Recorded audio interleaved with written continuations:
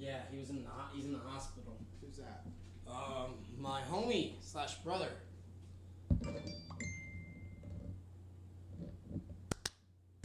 Yeah, shut the fuck up, Christian. Yeah, he's in the hospital. He's telling me that he might be coming home soon. Okay. But that's. Have a seat in this one. This one is actually. Is the other guy coming? Kamari, I don't think so. He told me he wasn't feeling well. What the fuck? So, Give me trash.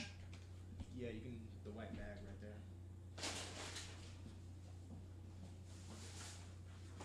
Anyways, oh, what the fuck? That is the so our stream is going to Facebook today, and it's a few seconds behind for the thing. Yeah.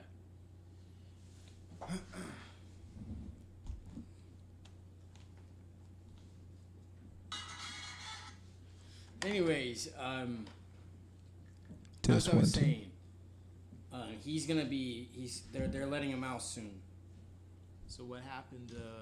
What happened with him? He had a lot of depression. He's been in that hospital for about over 2 months now, 2 or 3 months. They thought he was feeling. He thought he was feeling a lot better, and they sent him home, and then he just came back, and it was getting worse. But and he's the Penguin. He's the guy in the movie, in every movie that we're in together. So that's kind of why JLA is, that explains why JLA. Like, we had this podcast in February, right? I think so. Yeah, that was last month. February. Yeah. That's kind of what happened. That was what happened. This happened after we had the podcast, or before? Yeah. Okay. Yeah. No. Wait. When was the podcast? Man, I forget. We just re-aired it as if we did it like a week ago. It was awesome, but it got a lot of views actually on Facebook. Yes. Yeah. Let me check it out. Let me see how well it did. We had this interview in late February before the Oscars. Yeah. Or like late January. I believe it was February 1st. I'm trying to get the Wi-Fi, but it's not letting me. Oh, do you need a password? Let me see if I'm logged in. Okay. Let's see. It's 147 views. Film Punk's house? Yep. And what's the password? Booyah. What the fuck? 813. This BOOYAH. And then 813. Booyah 813? Yeah, it's been that for like sounds years. like 813 always sounds like a gangster. It does. Every gangster used that code. Except 813. Except for people from Tampa. We all know it just means Tampa. All right, let's check this out. When did we have that podcast? Well, we just re-aired it on the 22nd. We had it on February 8th. Meant to die, he's meant to die. He's not meant to come back alive. February. Yeah. This was before. This was after the podcast. That's when he started ending up in the hospital.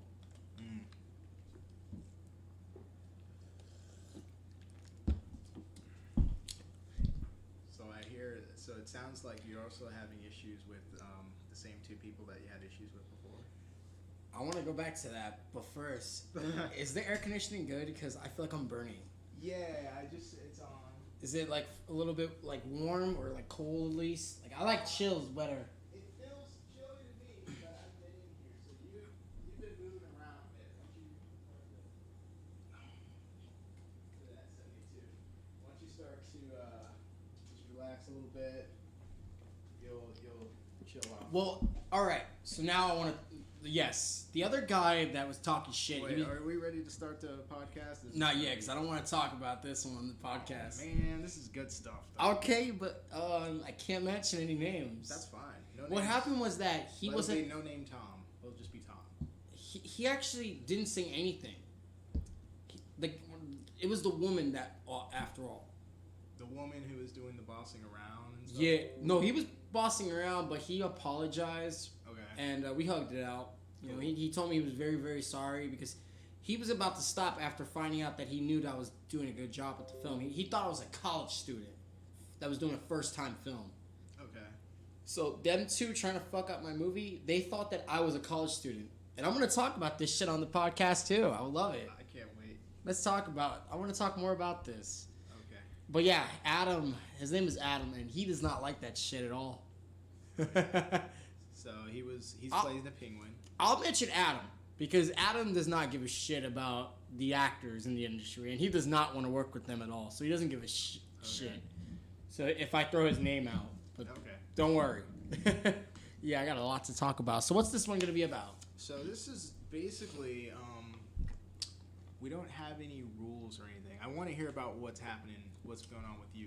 Part two? I want an update, because first one was good. I enjoyed it. We had a lot of views, though, didn't we? We did when we put it on Facebook. When we put it on YouTube, it was like, whatever. But it's like when you put it on Facebook, their algorithm makes it reach more people for whatever reason. Right. It's pretty cool.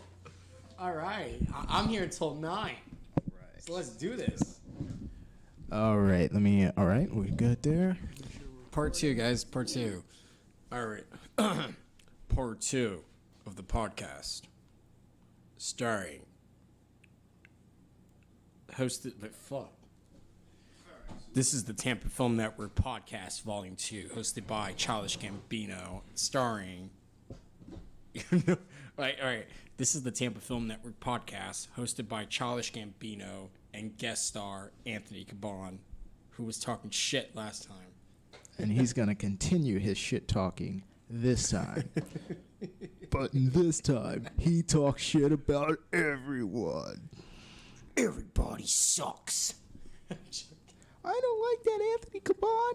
He's always making me work hard. He's always making me show up on time, hit the marks, get my blocking straight. And I don't get paid. And it's not like continuity matters. Jesus Christ. And I'm just hoping that he films with Ari Alexa or fucking Red. Fuck out of here with that shit. All right, so 5, 4, 3, 2, 1, and we're live. What's up? Welcome back to the podcast, Anthony Caban.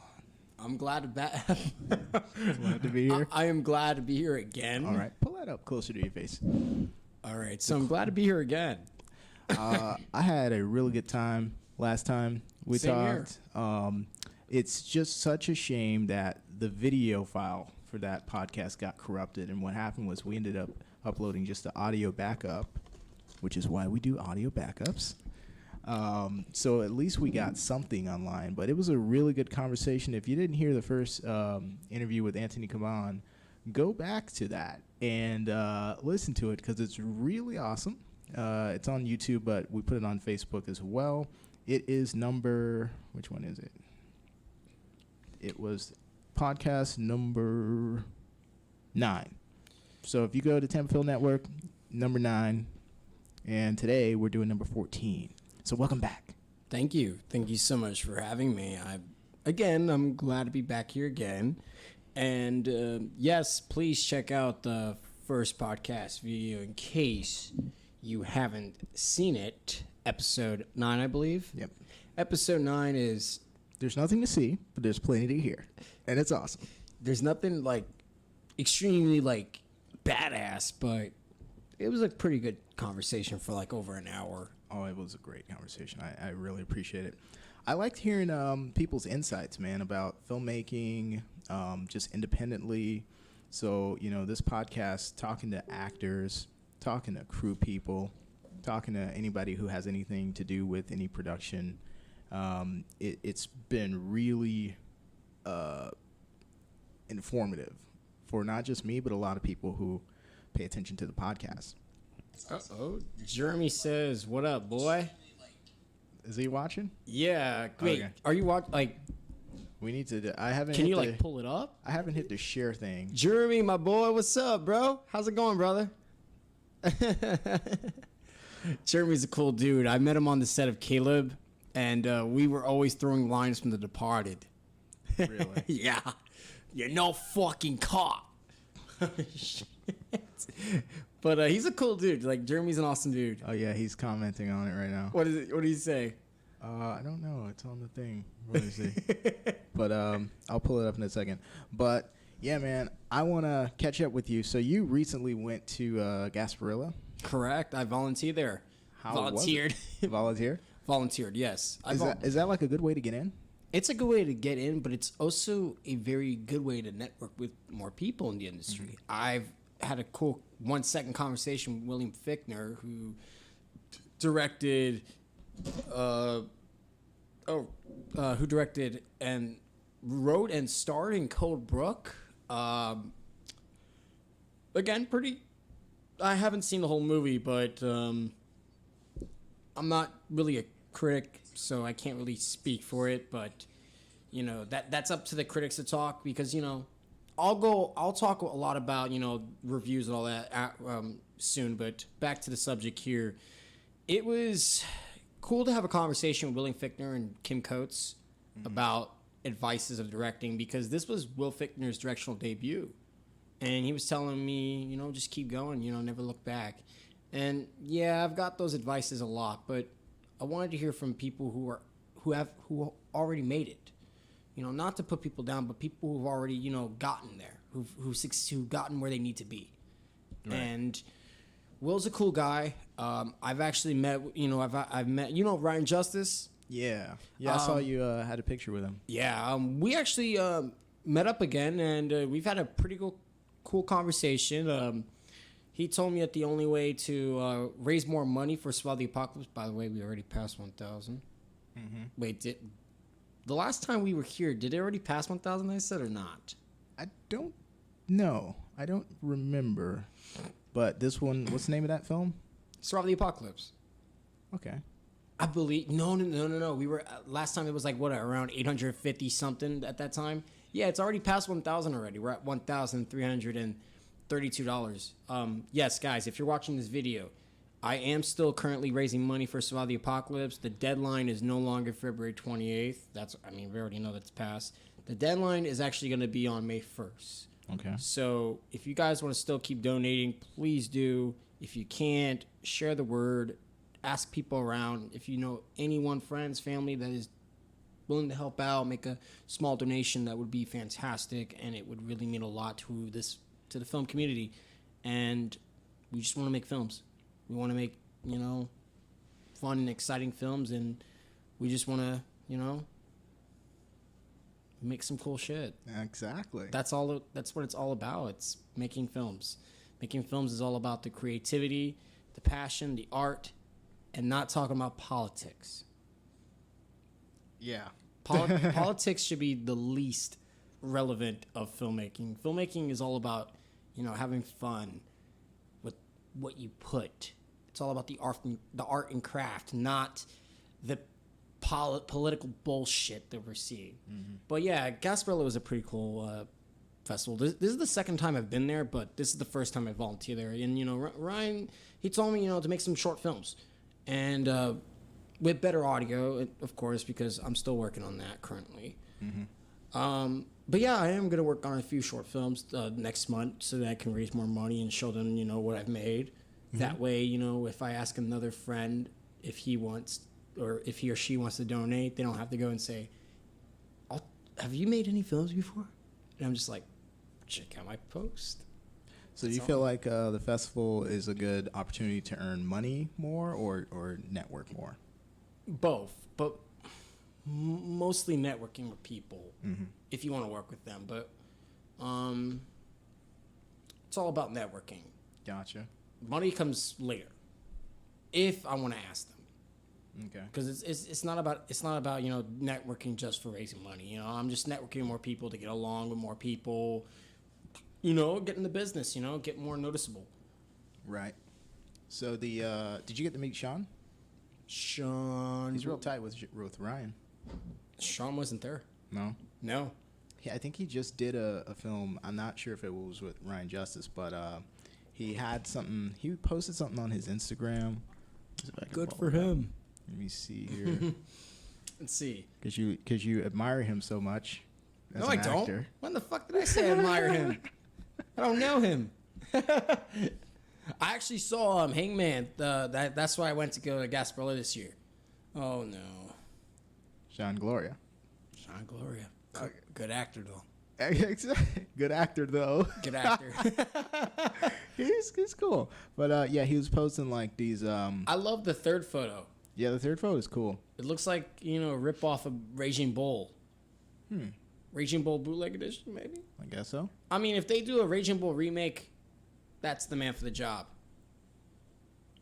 I mean, he's got the look, he's got the body, no homo, he's got, the style. He's got that facial look, too, so... Looking ripped. If they decide to make a remake of Raging Bull, Sean Gloria is definitely the man for the job. No fucks given. All right. Yeah. Wait, pull up on Facebook. I want to see what people are saying on the live, because there's been some notifications On the live. Yeah, the live. It's on the other screen over on the there. other screen? Yeah. You can actually pull it up on your phone, I think. Oh man, but then I'll be making a disturbance. Yeah, you can pull it up on your phone, but just try to silence your phone. But that's awesome. Oh, Yeah. He said, "Hey Anthony, hey Randy, what's up, man? How's it going, brother?" Oh, Do you hear that echo? yeah, I can hear that. Oh, okay. Echo. That's why I'm going down. All right, cool. Also, Randy is also raising money too, as well, for his own thing. And if you guys don't know Randy Korn, please add him. He's a pretty cool guy. I met him at Silver Screen for short films. He is trying to also raise money for something very unique. And he's a good guy. He's also a very good filmmaker. Definitely give Randy a shout, man. Definitely. And hopefully if Randy's still watching this, I'm just giving you a shout out, man. Letting you know that people should check out your work and donate. What's he currently raising money for? What's his project? Let's see. Well, unfortunately, I think it's something that has to do with I'm not sure exactly. Let me check. Let me pull up the message. Okay. Shout out to Randy Shout out to Randy Korn. and whatever your It's all about funding Crescent Wave Entertainment. A studio, I would say. trying to get a studio going. Trying to get more funds, and I think it's incredible that you want to raise money for whatever you want to do in the relations of filmmaking. It's a pretty good thing. But I'm gonna get that now. I got that out of the way. But Gasparilla was a pretty cool festival. I saw some pretty good films. I saw Teen Spirit. Yeah. Got that out of the way. I didn't see Hotel Mumbai or The Hummingbird Project, because a lot of people were gonna go see it. And Best Friends Volume 2. I didn't see that one either. I didn't see that one either, but I bumped into Greg Sestero though. Yeah. Greg told me it was good to see me, and it felt awkward because I don't know. I can't believe. I don't know if he does recognize me from last year, but major kudos. Who was it that I saw you with in one of those pictures that looked like Matthew McConaughey with bad hair? Why are you laughing like that? Sorry. Was that Matthew McConaughey? No. Okay. It looked I thought like you were about him. to say Matthew Broderick. Okay, no, it looked like Matthew McConaughey. Matthew McConaughey? Which one was it? I don't know. It's on your Facebook. It's on my Facebook. All right. Let me check it out. Tell me this. What was the best part about the Gasparilla experience? Is this the one you're talking about? No, that's Brent. That's Brent? Yeah. I know Brent. Brent's Brent. awesome. Brent's cool. Yeah, I'm watching you, Brent. Always wanted to say some crap about me. Let's see. Which one? You're talking about that guy? Let me see. Is that the one you're talking about with the bad hair? No, that's not him. I know Obviously. who that is. Obviously, the Dark Knight opening. This was who I thought. That's Kim Coates, man. Okay, that's the thing. I was like in the rush, and it was like on my little phone, so I was like, that kind of looks like Matthew Okay. McConaughey's nose and kind of his shape of his face. So repeat that question you were saying. What was the best part of the Gasparilla experience? I think it was mostly meeting with people. And seeing some films. Bumping into Ken and Anjani. It was great to bump into, same people. Yeah. But it was also great to meet new people. There's a lot of good opportunities in the future if you bump into actors and especially directors as well. Also, going to the after party. Oh, was that fun? In a way. Okay. In a way. But when you're playing Mo Bamba to a group of people who are like 30 and over, and they're dancing to it, especially old people, it kind of seems a little bit cringy. Mm-hmm. You know Mo Bamba, right? I know old people trying to dance. You know the I got hoes calling underneath.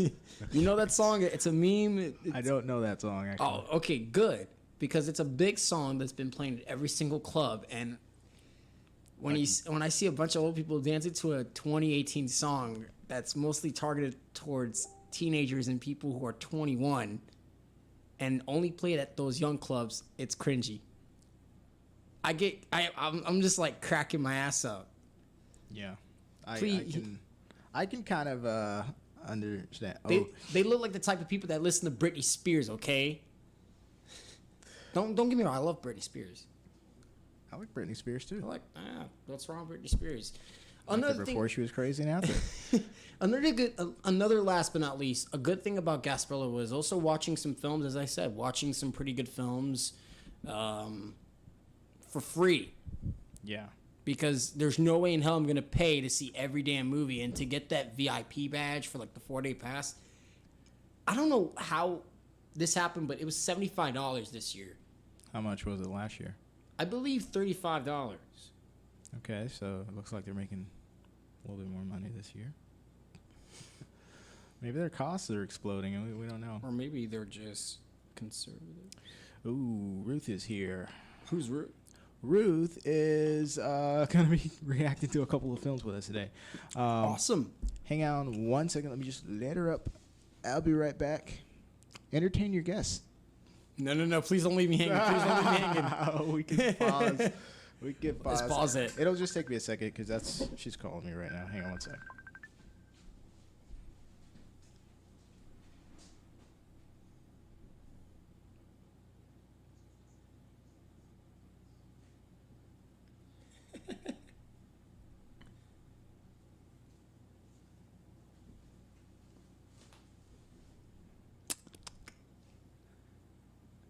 It sucks when I'm, leaving hanging here. He's going to leave me hanging here.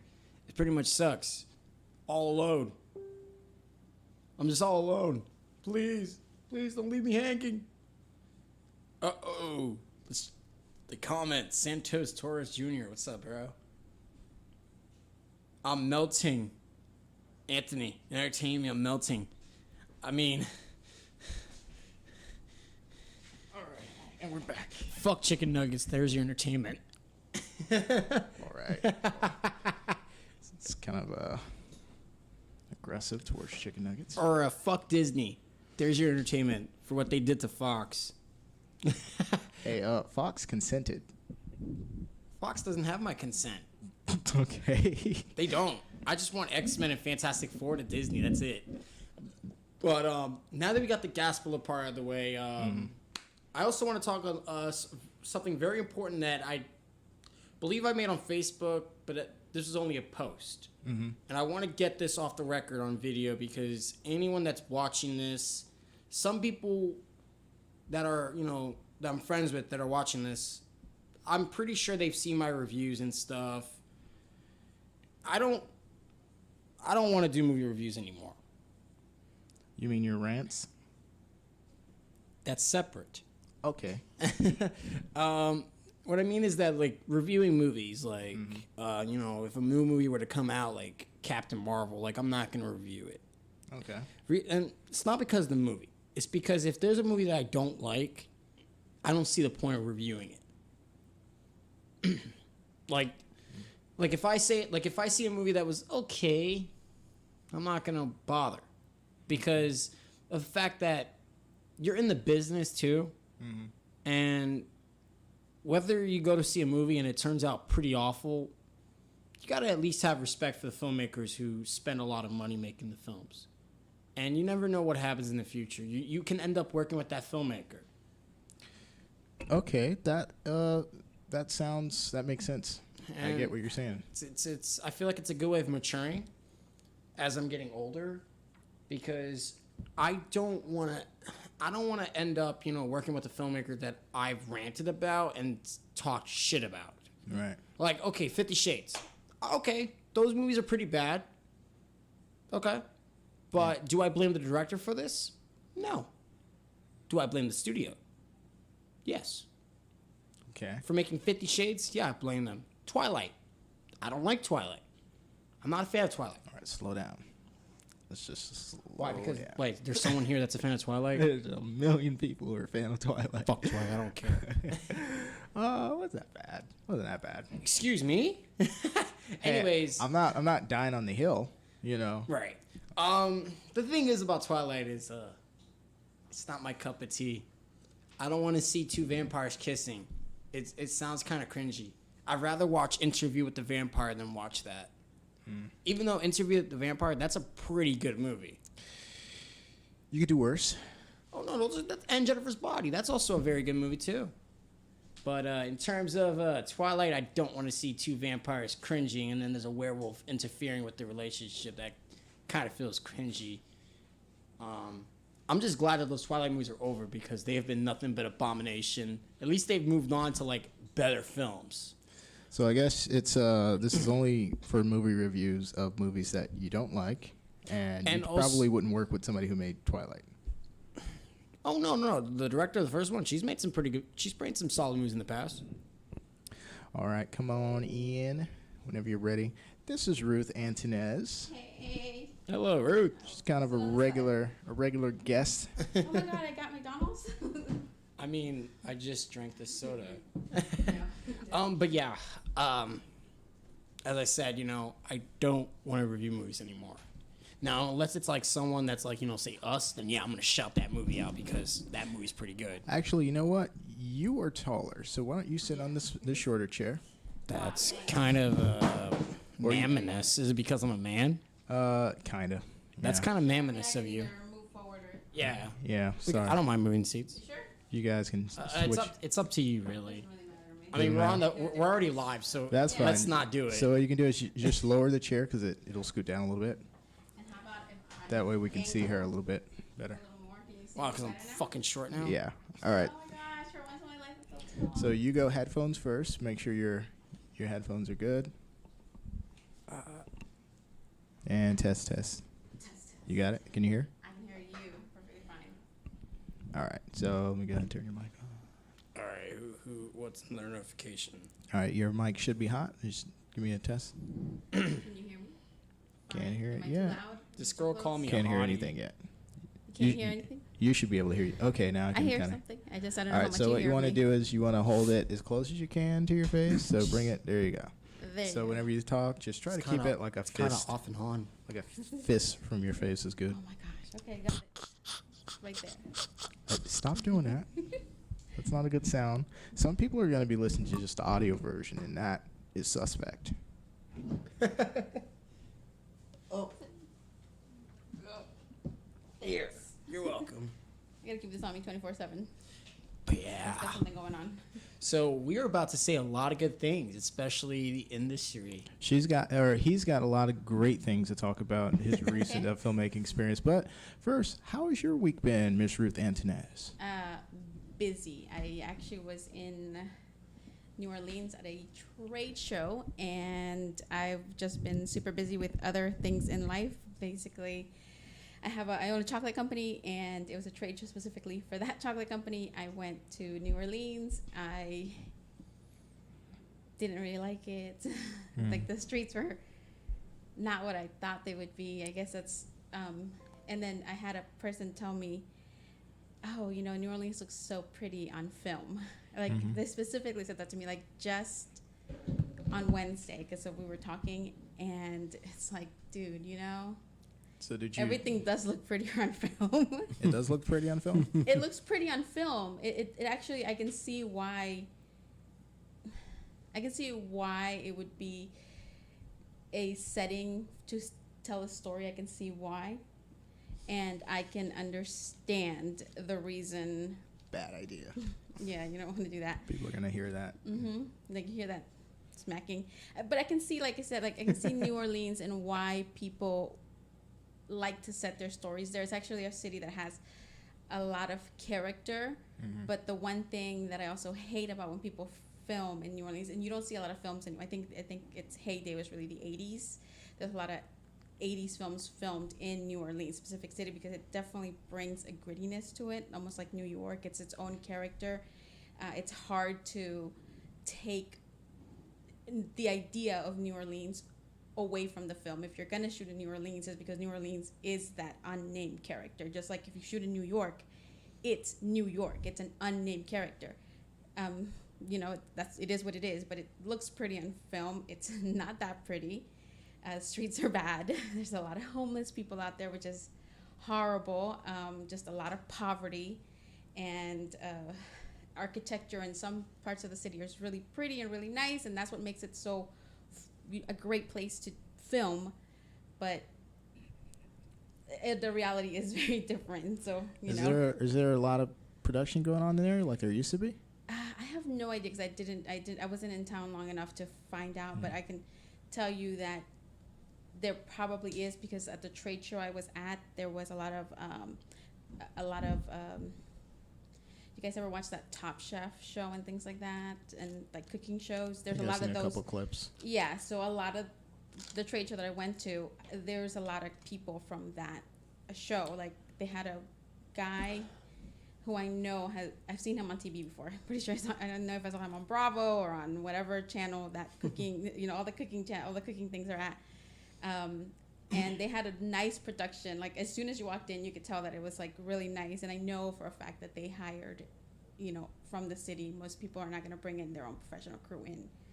All right. So, I mean, I'm pretty sure there is, like I said, there is a lot of productions going on there. And I think, what is the other show? There's like a show on like CBS or something. It's like NCSI or New Orleans or something like that, or NOLA.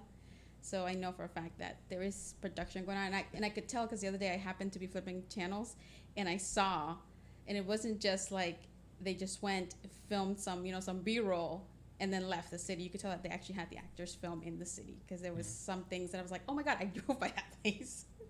Okay. Hopefully I get to go to New Orleans. I've been wanting to go and see some of those neighborhoods and things. I think it does have a lot of character. Yeah, it's very pretty. Like I said, very pretty on the screen. It's just the reality of it is very different. All right, Anthony. Man, you came in on fire. I want to hear what's been going on with your productions lately. So you went to Gasparilla. By the way, did you screen anything at Gasparilla? No, unfortunately not. You had something at the last one though, right?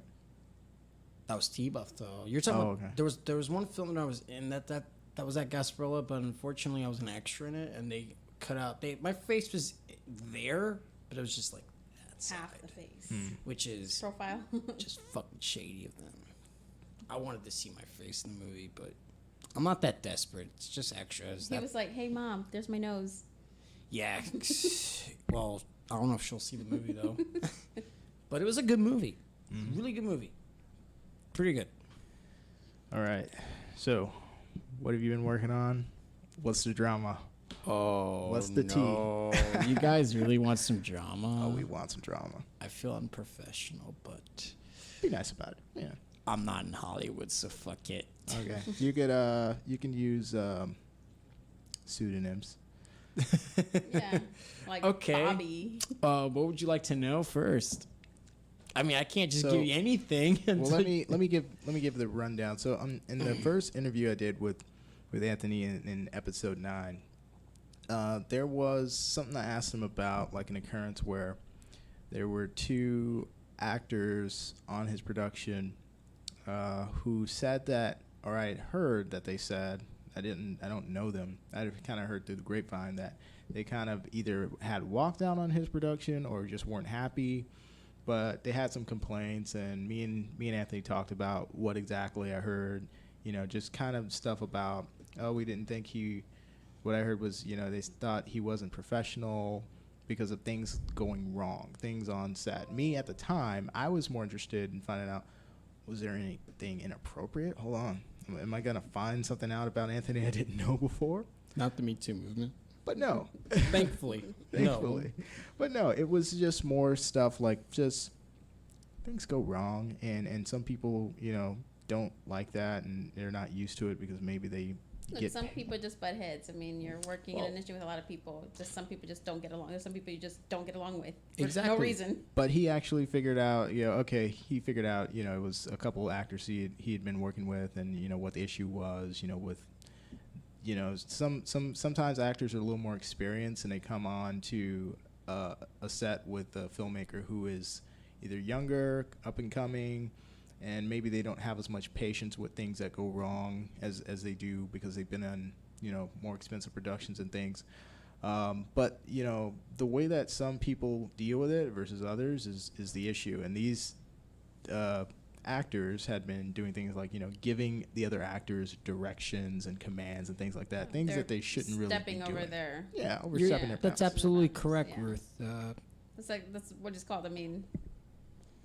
And stepping on toes. yeah, If you want to direct, I always say, if you want to direct, be a director. If you want to act, be an actor. absolutely correct. I like your point there. It's a very good point you make there, Ruth. Obviously, if you want, later on want to do both, you can. There's a lot of actors who become directors. Of course. But there is a way to go about it. Definitely don't do it on my set. Don't decide to do it on my set, is what I would say. So if you want to do it, and there's a go way, and do it. and there's a way for an actor to say, hey, do you mind if I try X, Yes. Y, Z? That's the way to go about it. Yeah. Not, hey, I'm going to try this. I'm going to do this because I think this is better, Yeah, absolutely. Nobody wants to hear that what you're doing is horrible. Well, I'm gonna repeat this again because I know not everyone's gonna have the time to watch episode 9, but I'm glad that TJ here has already expressed what happened. But the reason why I wanted to get with him. Start from stuttering. The reason why I wanted to discuss this with him on the podcast about that was because there were more than one encounter, and when he mentioned the previous movie. The latest one, I think I know what he was talking about, but it wasn't a walking out thing. Although people have interest, they did had some concerns to the point where they wanted to walk out. So that happened recently, though, right? Somebody walked out. No, nothing happened with Hell's Gift actually at all. Okay. Thank God. Okay. That project was 100%. Everyone, look at his smile. A gift. Everyone loved working with me. I'm extremely positive that everyone enjoyed working with me, and I'm glad that they had a good time. And that probably was my favorite film that I worked on that didn't have a lot of bullshit going on and no bossing actors going on. And locations was, we did have some problems, with locations and all, but in terms of the actors I worked with, in terms of Just satisfaction overall. Yeah, in terms of the satisfaction overall and working with the actors, it was 100% perfect. There was this one actor who was, a little bit just not showing, he's, making excuses. Not showing that respect, huh? Just that. Well, because, he had a job interview, and I understand. Job's a job. We all have been there. Been there, done that, understand that. But if I already scheduled that day, you need to let your job interview boss some guy that, hey, I just plan to film that guy. No, who asked you first? Is it me or is it the job interview guy? Well, in Hollywood, we see it on a bigger scale. Obviously, you see people having issues with their schedules not meeting up, and what will a director do? They'll drop the person. They'll drop that actor. We'll cast another actor. That's how we got Hugh Jackman for X-Men. That's how we got Viggo Mortensen. Yes. Yeah, in Lord of the Rings. So, a production has to continue with whatever actor it can. If you can push things around. It doesn't matter if you have a job interview. You're scheduled to show up on that set. You show up on that set, and even if it's at 10 a.m. Sorry, that's the work. That's the work of an actor's life. Yes. You know who was famous for dropping people at a drop of a hat? Stanley Kubrick. He was one of these people who he would drop people. Like, oh, That's you can't me. make it. You're dropped. I And mean, he would make actors show up at 5 a.m. to get ready, and then your seat. Unfortunately, because he was infamous for obviously making Tom Cruise walk through the door 100 times. He did 6 of those. So he was infamous for taking his time, doing what he wanted to, making the actors wait, and that's part of your job. Unfortunately, as an actor, most people will tell you actors and especially extras, most of your job consists of waiting, right, not of acting. And Stanley Kubrick did inspire me, but I could be like him. Just watch me. I could be like him. But in all seriousness, yes, it is your job to show up on set. You can't make any excuses. A job is a job, I understand. But who planned it first? Was it the job interview or me? I planned the schedule. If you're confirmed to show up 2 weeks prior, if I give you a 2-week notice, you're supposed to show up. And you told, and he this actor told me, and he's not experienced. This is his first film. And, you know, he told me he's got a college rehearsal. You know, he's got the, was it tech week? And if he misses out, he fails the whole semester. That's your ass, not me. I'm sorry. But the film was supposed to wrap up this week. It was supposed to wrap up Wednesday, but unfortunately, you know, with all these excuses he's making, it's pushing the movie a little longer. Which means the budget is higher, which means... Well, there's no budget. We shot with no budget. Oh, you shot with no budget. But it's starting to become a concern of it, yes. Oh, of course. 'Cause we have one last scene. everybody, I mean, they always say time is money, right? The last scene that we have is the concert scene, and, you know, the more he does this, the more longer it's going to be, and I can't do that. Is it a main actor? Yeah, supporting main. Everyone is committed. Everyone says yes, but this one actor, like I had to replace certain scenes because he didn't show up on the previous 2 scenes, and that was the worst fucking experience I've ever had. I get it, but you know, Sorry, man, you want the drama, I'm bringing it. Some great films have come from that. You know, did ask for it. There is some great films that have come from things like that. A lot of good movies had a lot of problems on set. No. There's actually I'm talking about like on screen where what is the name? I'm trying to look for the name. I'm trying to remember the name of the film. It's not coming to mind right now. It is a French film. Is it Cleo 8 to 5? I don't think it's Cleo 8 to 5. See, I think I just have that in my mind right now. I've only watched La Vie en... I have never seen La Vie en Rose. That's a French film I've wanted to see. Yeah, I've seen a few French films. There is this one film where the actor, halfway through the film, the actress drops out. He loved what he had filmed. So you know what he did? He grabbed a second actress who looks nothing like. I mean, they look completely like you couldn't even say, well, this is a faraway shot. Maybe we can get away with it. No. Actresses look completely different. He kept what he had, and then he had the other actress kind of come in and finish the film off. It is actually a masterpiece of a film. It is a masterpiece of a film. Basically, what happened was he decided that what he wanted to do was tweak the story a little, and it became a story about this man's reality and this man's imagination, how he saw his wife and what his wife really was. So it was the idea of the Virgin Madonna and the whore. He had this fantasy about who his wife was, and then the reality of. So each actress decided to play. Basically, he filmed it, and the way when they came down to edit it, the way it was filmed, like this was his reality. Like he would go between reality and imagination, and what he thought she was and what she Correct. was. That sounds it was actually very creative. It is extremely creative film.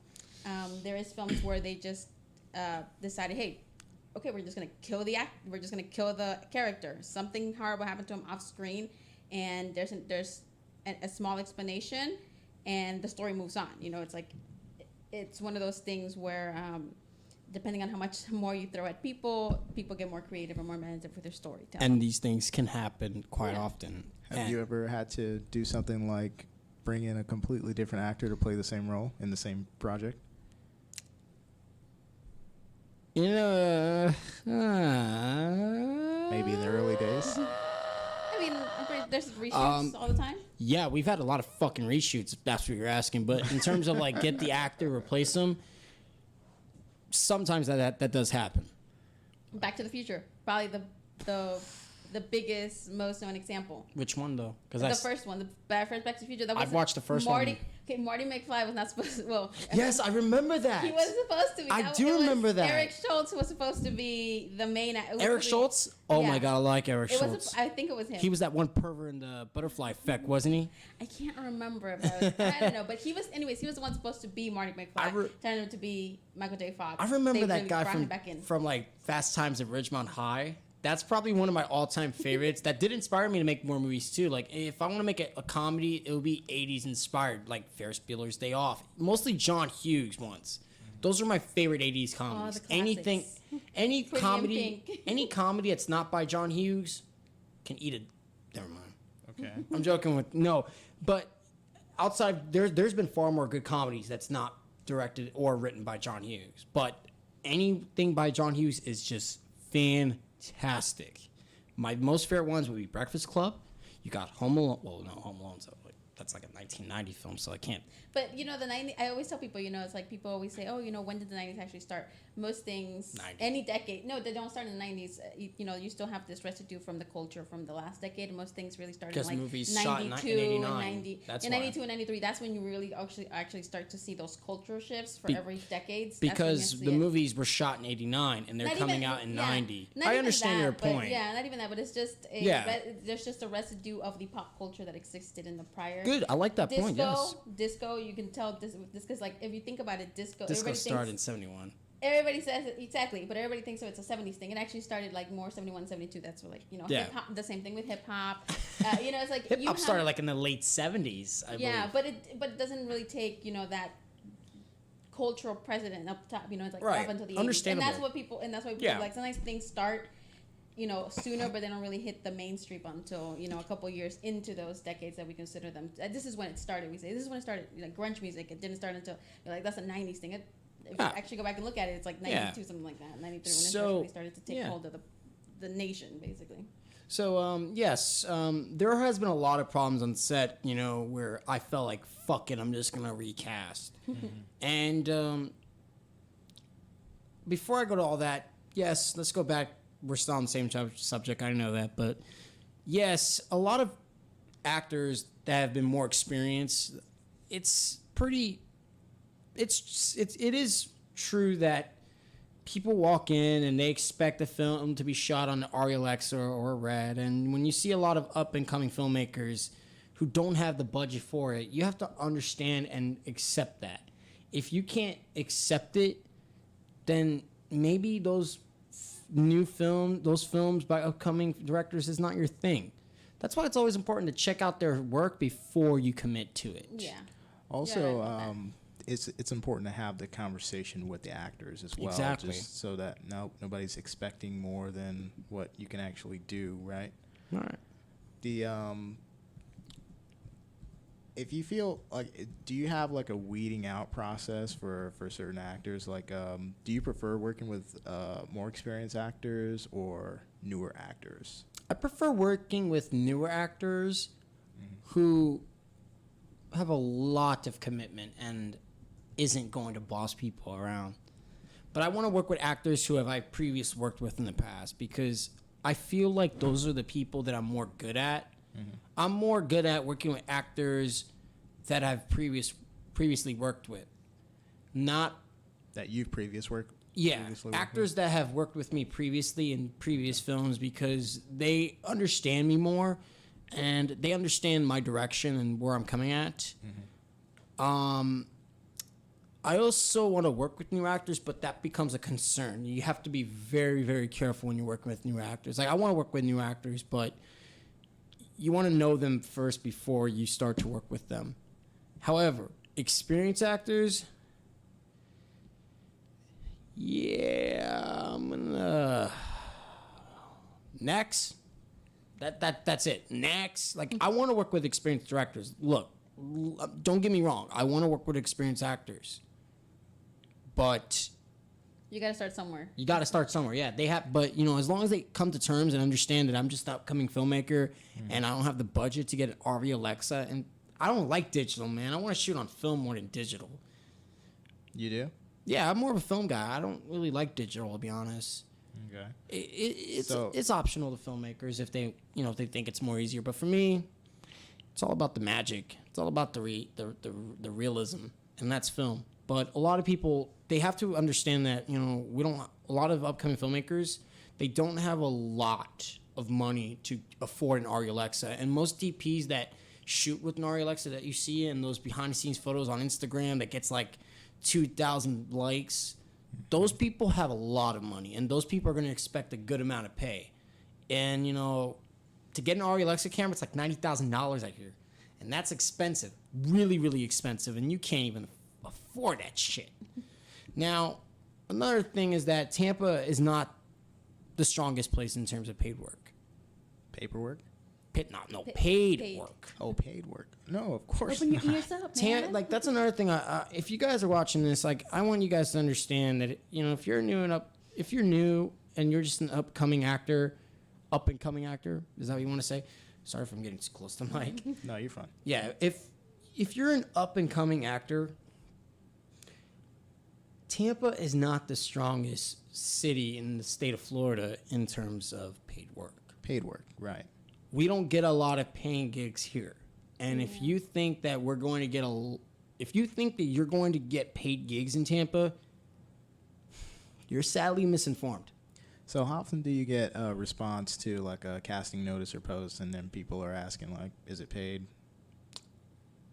I feel like it annoys me. All right. Because Does that happen a lot?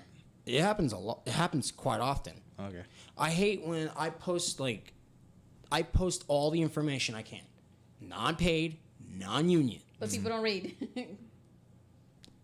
I don't Let's want to be use that. honest. I don't want to use the R word, but yeah. No, and let me tell you, and that is like a good way to get rid of those people who, because look, I always say, if you're not going to read through the posts that you Definitely put, not going to read the they're script. not going to read the script. They're going to show up. They're going Right. to show up to set and be like, so what's my line? My line is, get the fuck out of my set. That's exactly... No, if I had actors and they don't know their lines... Now, let me tell you this. That's another question that you're probably going to ask me. How do I feel about actors not remembering their lines on set? Personally, it doesn't bother me. As long as it happens a lot. That's why I always advise my actors to bring their scripts to the set in case you don't remember the whole lines. Like, if you don't remember your entire lines from start to finish, the scenes that you're in, it's always important to talk to me and we'll go over it. Because I don't want to be that one filmmaker to get mad and rage over not remembering your lines. That's kind of immature. So I mean, there's also a beauty to people who can improvise. yeah, it's always a good thing to improvise too. yeah. Exactly, you're absolutely right. So there's always a beauty to that. There's a certain realness. Improvise- Just like you were talking about real film, how you feel like it's almost more real than digital. Improvisation is always a good key in case you can't remember your lines, but you also have to understand that you gotta at least remember your lines. Yeah. At least remember one or two or three, because if you're walking in there and you just don't know jack shit about the production, you're wasting the director's time. That's right. And it's your responsibility, and it's coming out of your pocket. You're wasting everybody's time. Yeah, you're wasting my mojo. Is what the fuck is happening. Yeah. But I don't really mind it. However, in the future, if I do make Survival the Apocalypse, that's a 92-page script. I expect half of my actors to remember 50% of their lines. And if they don't remember that on set the day I start shooting, which is in May, and that's a feature length, then yes, I'm gonna get a little upset. Okay. I expect actors to at least remember 50%, not 100%. If they can manage to remember 100% of their lines, Word to 'em, huh? a lot of kudos to them. I'm happy. But not everybody's going to remember their lines. No. Not everybody's going to remember their lines, and that's the thing. But you are sadly misinformed if you think that Tampa is going to have a lot of paid gigs. Now, And- I have a question for you talking Yes. about the paid gigs and all that stuff. Now, why would you shoot in Tampa, though, if it's, there are not a lot of paid gigs here, but, just playing that devil's advocate role, like, why would anybody shoot to? That's a good question. Like, what's You mean why would anybody look for roles in Tampa? Or What? shoot? Why Yeah, would you why- shoot in Tampa? Why would you, Well- then it's like, why would you want to choose Tampa to shoot? Is there something specific about the city that you like, and that's why you're willing to, that's what you want to say, people, even though I know there's not a lot of paid gigs here, there is something here. Are you talking from the actor's point of view or the director's? Both. Both. Because people live here, though, right? Can I take a deep breath? Because this is a really good Take a question. deep No, breath, but man. why don't you just move away then? If you want to He's make about this to your breathe career. fire. Go ahead, take a deep breath. It's like- Let your It's blood positive, pressure. though. It's not negative, by the way. Well, no. I just want to know. I'm playing devil's advocate. This is not going on video, right? This is going this podcast is going to be on audio. It's video and audio. But when it goes on YouTube, it's audio. It's on right now. We're It's on on right Facebook. now. Live. Wait, so this is not going to be a YouTube? It'll be YouTube as well. So it'll be like last time, like straight up audio when it goes on YouTube. No, it'll have the video this time. Oh, because damn it! What happened was Yeah. the. I look so cringy on YouTube. No, you look fine. I'm joking. I already checked I'm the just feed. fucking with you, man. Okay. Oh, hold on. Definitely turn your vibrate. Turn This it on happened silent. last time. Yeah. If you have a phone, You know turn it on something- silent. You know something That I way. want to, before we go any further, you remember the film that I was talking about with in case anybody is actually listening to this and actually wants to know what film I'm that on a is. podcast, It is bro. actually The Obscure Object of Desire. And I knew I couldn't remember. I don't know why I was thinking Cleo The for me. Obscure Object of Desire is the Alrighty. one where the director took two different actresses actresses. to play the same role. Who's the director in that It again? is a Spanish director, mainly based in France, and his name is Luis Buñuel. You're always Buñuel. like quoting these obscure films you've seen Let's- every This is film. not an obscure film. This is actually a very great Look, film. I'm gonna make- I just can't remember the name. I'm sorry. I'm gonna answer this Oh, by the way, question. did you watch Roma? Yes, I did. Oh, we gotta Roma's talk fucking about- awesome. I loved it. All right, I know. slow down, man. I know. It's You one haven't of those, seen Roma? No, I've seen it. I know it's one of those Good. films that a lot of people, they're like, oh, it's okay. It is definitely. I want to put it to you this way. Be fair now. It's beautiful. It is beautiful. It is a beautiful film. It's actually a really nice story. Alfonso Cabron. As you know, my favorite time in history is the 70s. I love anything you're in a the period 70s. buff. Alfonso Cabron. I love the 70s. I love and 70s, yes. there's Alfonso something- Cabron crafted the hell out of that film. There is something beautiful about the 70s and filmed so beautifully, and there's something about the time, what it meant to be It's the a 70s. it's a slice of life kind of film, right? It is, Okay. but it's more than that.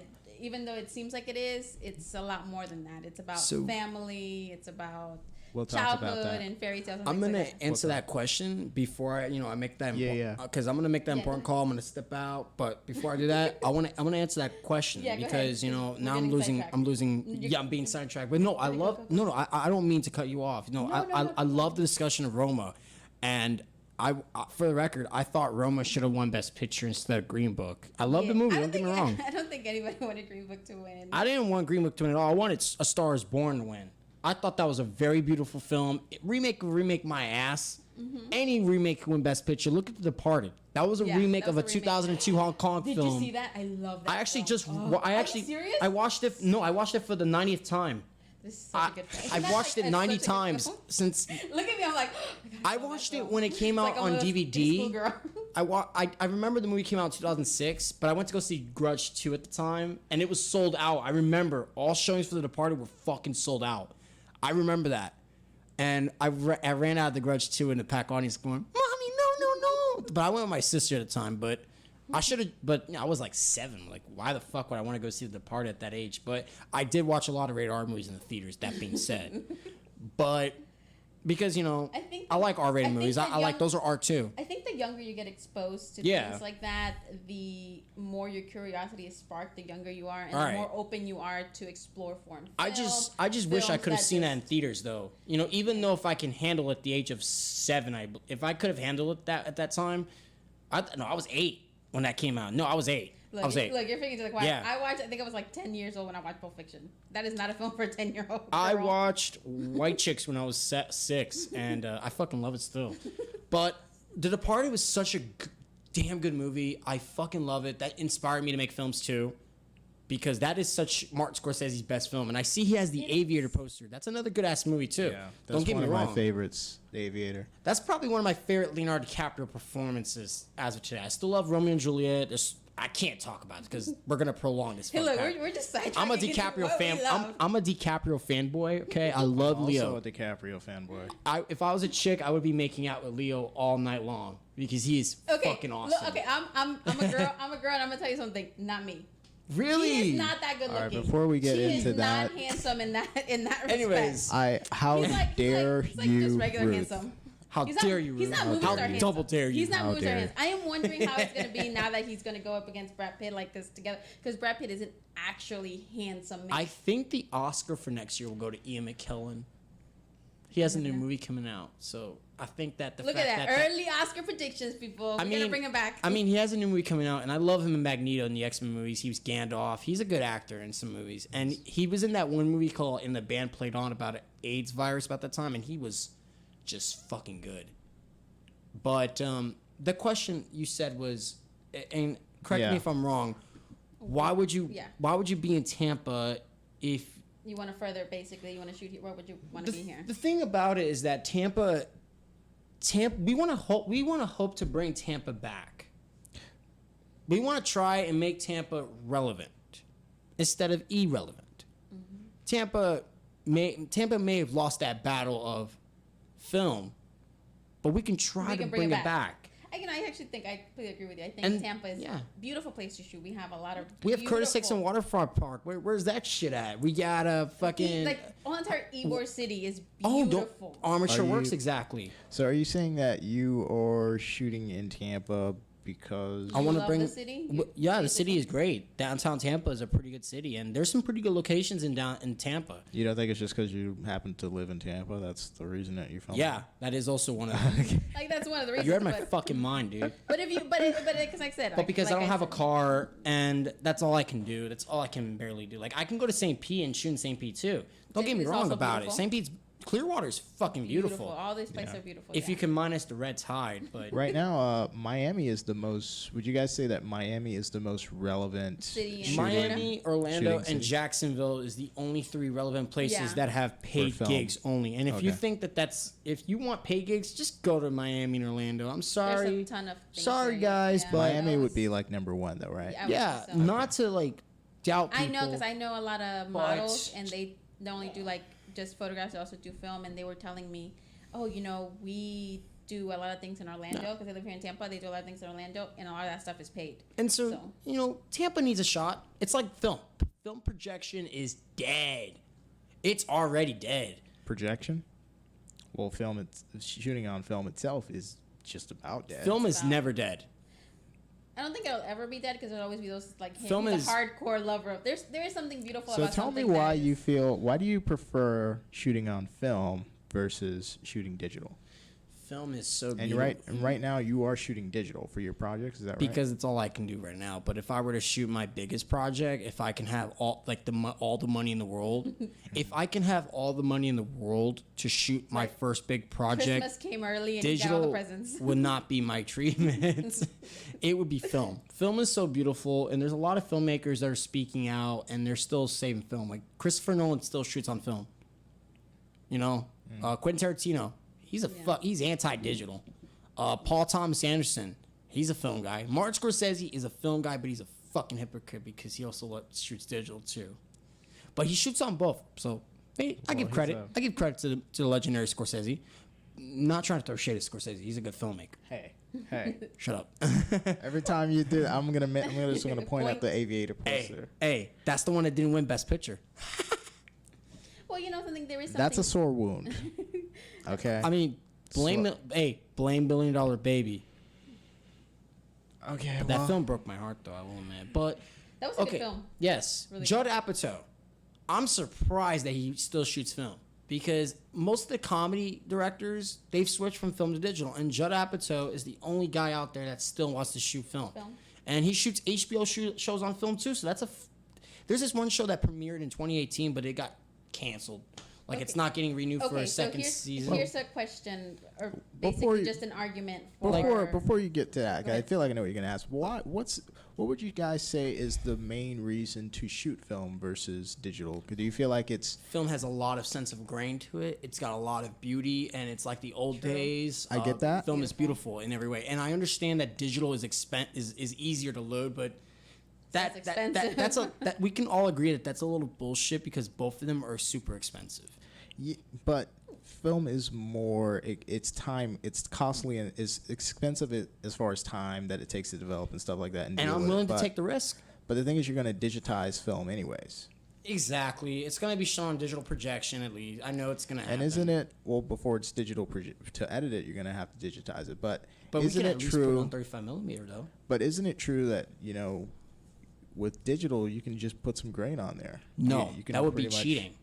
That would be cheating. And, He wants it. It's like just the way it comes. So then I want no it. color correcting either. I want it just No like color the actual correcting film. either. Like I prefer. I've done it before, and it just doesn't look that good.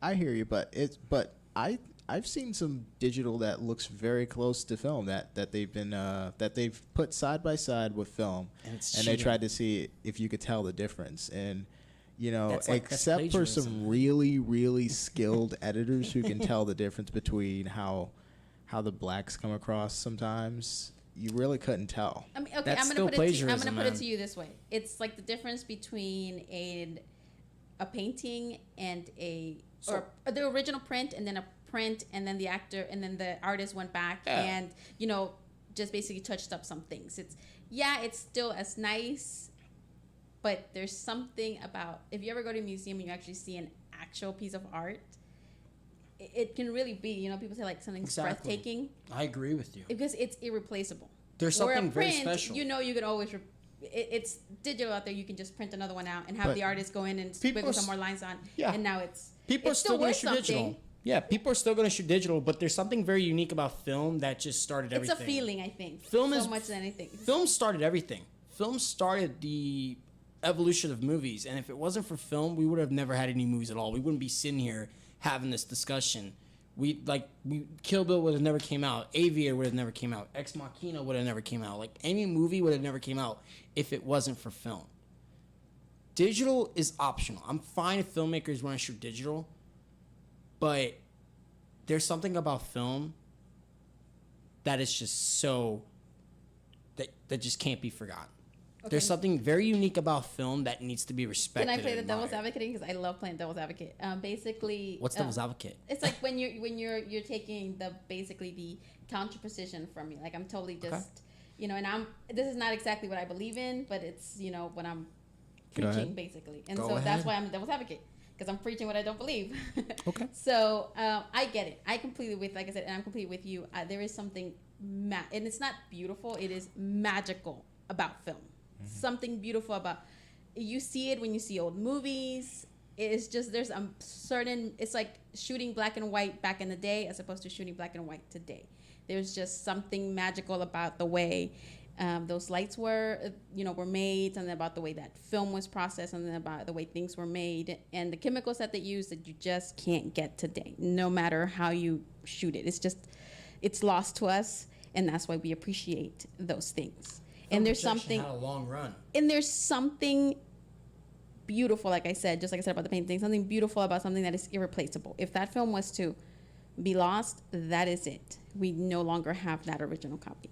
But of all the directors you mentioned, when you said people who shoot on film, Still, to this these day. are, yes, those directors are, I want to say, the 10 top percent of some of the best directors that we have today. Steven Spielberg also shoots on Yeah, film too. and like I Edgar said, Wright and like I said, Wes yes, Anderson. and those are all the top 10. Yeah. Those are the cream of the crop, the top 10% of directors who are going to get the most money, the most backing. They don't have a budget Wonder Woman They was have- a big they film, That's- and they that's have a shot lot on of- film. because it's because these people have clout behind them, or they have their own production company, or they have. This is not their first time at the rodeo, as they say. And- for a first time director, and if you want somebody who's young to break into the business, they have to do digital. And there's something beautiful about digital. You got to start with It- digital in the first film. It's okay. It's like Yeah. it's like this phone. This is a computer in your hands. There is no this is a camera in your hands. You don't have Right. to have a huge camera. There is no reason why with this phone you can't shoot a beautiful picture. It doesn't have to be a picture of a sunset, It can be like an actual beautiful picture. And some people still like taking pictures with film cameras. Exactly. And there's So- people who but there's something beautiful about this is for the masses. This is everybody gets a turn. With this, there is no reason for you to say I can't. Not everybody has access to film, and it's Exactly. getting more and more pricey to get that film. And it's not cost effective, and that's why And- most people don't do it. And the only people who do it is people who they know the return, the willing to investment. take risks, Even though man. the That's all it investment is. is a lot, there's going to be a greater, there's going to be greater profit down the other side. So there's something you might not believe in shooting in digital, but there's something beautiful as well about shooting in digital, that it allows people like you and me to also get our stories out there, because film isn't just about shooting pretty images. It's about telling a story. That's also what I almost forgot to bring that up. It's about the story. Any story I feel like is beautiful deserves a film treatment. Like, I'm not going to direct a movie that's set in the 50s on digital. Definitely not. Now, my only favorite, the cameras I would use would be Panavision mostly, and Aricam, Ariflex, Anton, Penelope. That's what they call it. Penelope? Yeah, Anton Penelope camera. They shot swingers with that camera. Right. I would shoot Ultra Panavision. Like that's the camera they shot all those classic movies like West Side Story and The Hateful Eight. Like those cameras, I want to use that one day because I want to know what it's like. Well, don't you guys feel that because since the things that people can do digitally, you know, the kind of things like taking an actor's face, putting it on a mannequin or putting it on a completely different actor's face, the kind of things that we can do, we can definitely mimic the look and feel of film. But don't you guys feel like that thing that... It opens... Well, that thing that you're trying to say that is special about film is more the process that goes into making sure the camera is loaded with the right film, making sure it goes to the right place, and knowing that it's a limited quantity of something that you're shooting on. It's not as easy as digital, to where if you mess up a shot, or let's say you fill up your memory card, you just put another memory card in, or just erase the shot, or some cameras can edit on the camera itself. With film, it's a little bit, I feel like with film, if you know you're shooting on film, you're going to approach it a little bit differently. You're going to rehearse it a little bit better. You know, you're going to put more planning and time into it. Exactly. There's going to be less of a chance for you to, what did we say? You know, there is... if you're shooting on film, there really is no room for improvisation. Having said that, I don't know shit about shooting on film. I've never shot on film before. I've never done it before, but it's something I really want to do in the future. Like, I don't care, like, what the cinematographers think. Like, I want to shoot on film, and film is the beauty of it. And, you know, yes, as I said before, film projection is gone, and it had a really good run. I remember going to the theaters, like you said, you know, to go see those movies that came out in the 2000s, and those film prints take forever to play because, you know, they're trying to roll that fucking film out. And there's some theaters that still have film projection. It's just not really, you know, they're not going to, you know, it's like Blockbuster. There's only one Blockbuster in Oregon. Left, right? It's the last one. Right. A lot of people think Blockbuster is dead. There's one left out I there, was you just guys. talking about There's that the other two day. left. There's Is two. it the other one in Canada still kicking it? There's one in Australia, I believe. Two actual stores left, right? Well, I mean, every year more news are going to pop in. So there could be like 3 Blockbusters. You never know. It can't just be one Blockbuster. I believe there's more than one Blockbuster, but we will never know until more reports pop in. I want to say something. You sound. I'm sorry. You're trying to. You remind me of the conversation that we were having about how Steven Spielberg and a lot of directors, not just Steven, but a lot of people were sitting there saying, you know, how they don't think a picture like Roma, which was released, and it was released through Netflix. Really, that's where it got its main release, you could say. How that film should be disqualified from even attempting to say that it could possibly be considered for a Best Picture nomination. What's the argument? And the argument was that it didn't go into a theater, therefore it shouldn't be considered a viable option for, you know, it's like. Is that an actual requirement for Academy Awards? Well, it is. Yes, you have to shoot. You have to have a film in play in a theater, but it doesn't mean. But it didn't. It did. It did play in Tampa Theater. I only saw it in the Tampa Theater. It did. Most films, you can't go to video if you don't play.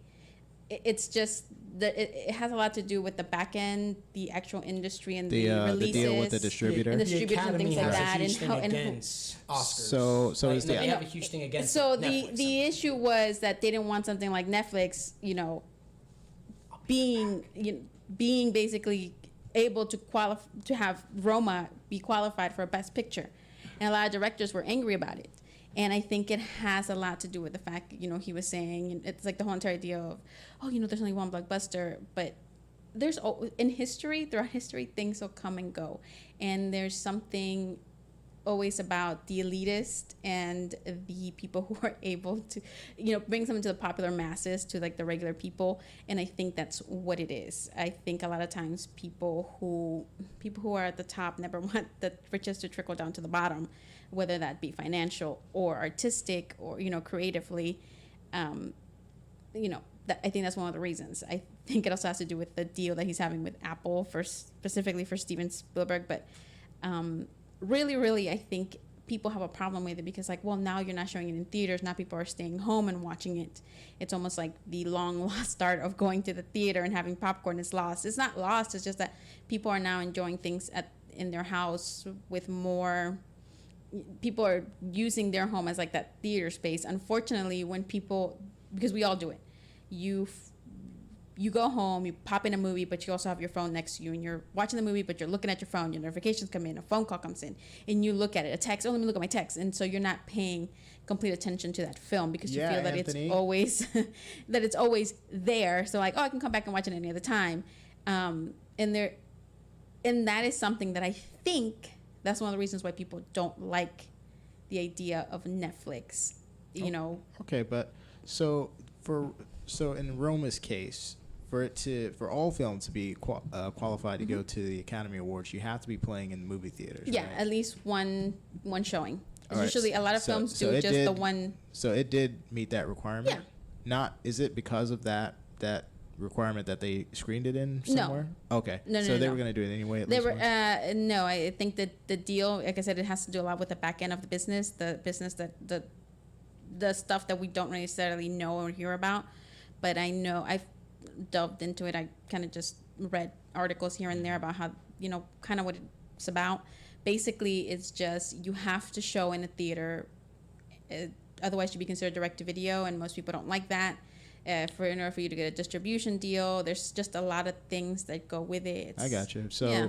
so at the Academy Awards, a film that gets nominated for an award, basically is the idea that they want all films to have played in a theater because that's what the original purpose of all filmmaking was, to play it somewhere in a theater. Yeah.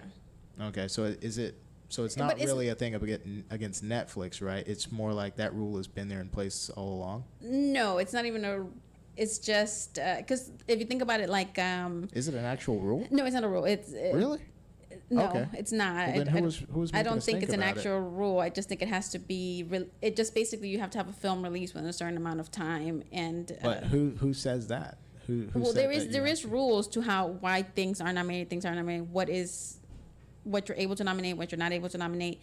But if you think about it, things like foreign films, a lot of times they don't get shown in the United States, especially not.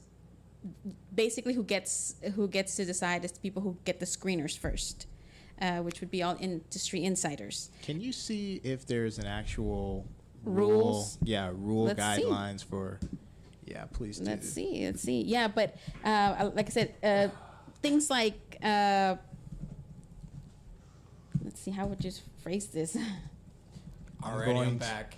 Anthony is back. We were looking to see if there's actual rules and guidelines for, like, does a movie have to play in a theater before it can be nominated for an Academy Award? Because it would seem unfair. But then I understand it like this. So, like, the purpose of all filmmaking to begin with was to have it play in a theater.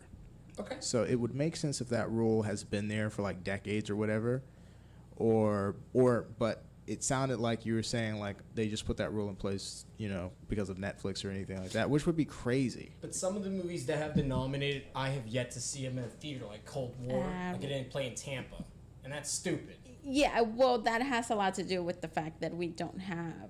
Most people aren't going to go and try to go look at that film because most people aren't. Most Americans, we don't really care for foreign films. We don't care for black and white. I care. A lot of Americans do. You do, and I do. I know I do. I love something. I think if you go down my top 10 list of favorite films, there's like 3 or 4 foreign films on it. Yeah. But that's not for everybody. Most people, like The Departed. Most people have no idea that was actually a foreign film before it became The Departed, and it was, Yeah. So a lot of people don't. And they would never watch it. Even if you go, oh, hey, that was actually a foreign film. It came from this. People would never watch it. People know about the Magnificent Seven, but they don't know about the Seven Samurai. It's like. I didn't know about it until I've heard like it was a masterpiece or whatever. It is. I just heard it was a masterpiece. It is beautiful. Very good film. Beautiful and Also, stay tuned because But- after all this, TJ and I are gonna go back to Well, we had the drama. Well, I wanted to get to that before we got to this short film. Let's get that out of the way, Somebody man. sent me this Oh, movie. somebody sent you this? Why don't we get that out of the way? Yeah, let's go ahead and get this out of the way. So Yeah. this is I forgot who sent this, but this is called Alternative Math. It's a short film shot in 2017. It has 5,800,000 views. Okay, So let's see. Perhaps it's worthy of our Yeah, time. maybe it is. All right, so I guess we're just All right, gonna let's watch it. We're gonna watch it and just comment on it.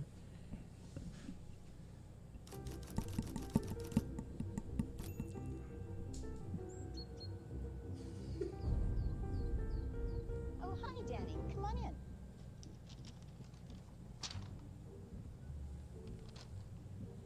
Looks like you're having some trouble with addition. Now, don't be upset. You're here to learn. And we learn from mistakes. Everybody makes mistakes. Nuh-uh.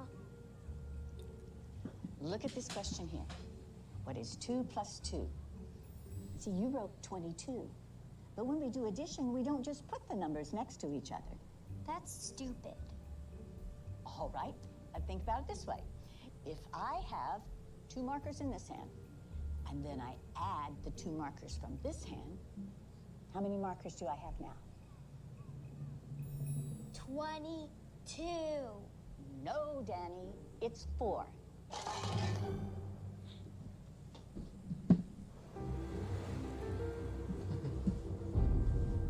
Mrs. Wells? We're Danny's parents. Oh, yes, hello. Oh, please come in. Now, don't worry. It is completely normal for kids to get frustrated when they're struggling with a subject. So, what's this about Danny getting some answers wrong on this so-called test of yours? So-called We had test. a test. One of the questions was, what is 2 plus 2? Danny answered 22. What a dumbass. Damn, Anthony. And that's not the right answer. Says who? Says math. Are you calling my son stupid? No, of course not. Who are you to say that your answer is right and that his is wrong? No. She's right. Thank you. Right out of Nazi Germany. You can't honestly tell me that you don't know what 2 plus 2 equals. You got it all figured out, don't you? You smart-ass little tramp. What are you, some kind of retard? All right. I'm sorry. I am not going to be able to continue this conversation. We're gonna complain to the principal about you. Danny is a free thinker. I'll have your job, bitch. Not if you can't add 2 and 2 together, you won't. Oh wow. Why'd they do that? A little bit much, huh? Mrs. Wells. Oh, sorry, Principal. I didn't see you. I understand you had an issue yesterday with the parents of one of our students. It did get a little crazy. When things get out of hand, I really need you to let me know about it. Sure. So how do you want to handle it? I guess you could apologize. What? His mom hit me. I understand you told Danny he had a wrong answer on his test. He did have a wrong answer on his test. Yeah, it's not our job to tell students when they're right and wrong. That is exactly what our job is. Parents don't want you ramming your biased views down their kids' throats. That's not biased. That's how math works. You know what doesn't work? Your attitude.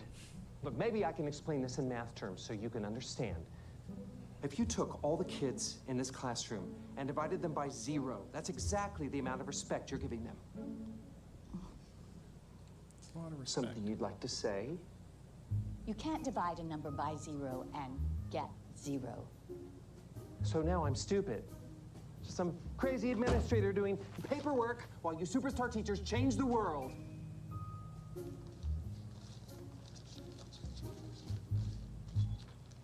That's right. Teachers divide, students count. Teachers divide, students count. Teachers divide. Students count, teachers Are divide. you going to apologize to the parents? Why didn't you even start teaching if you hate children? Is this feeling political?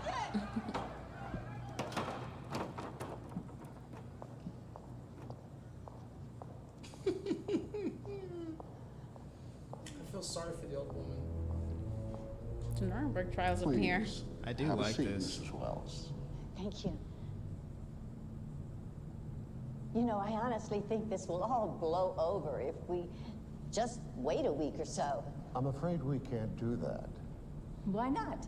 They're suing. For what? Emotional distress to a minor.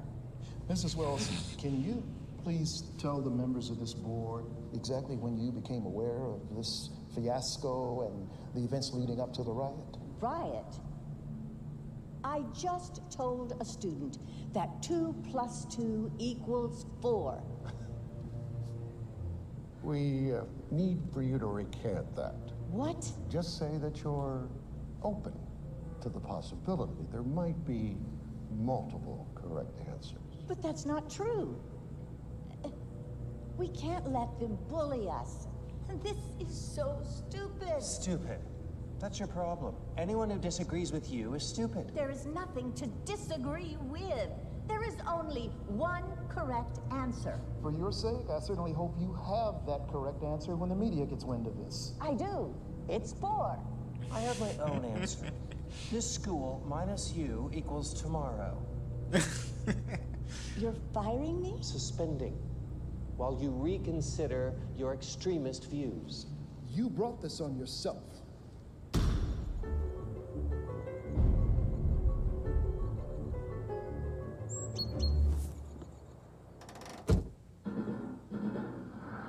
Breaking news.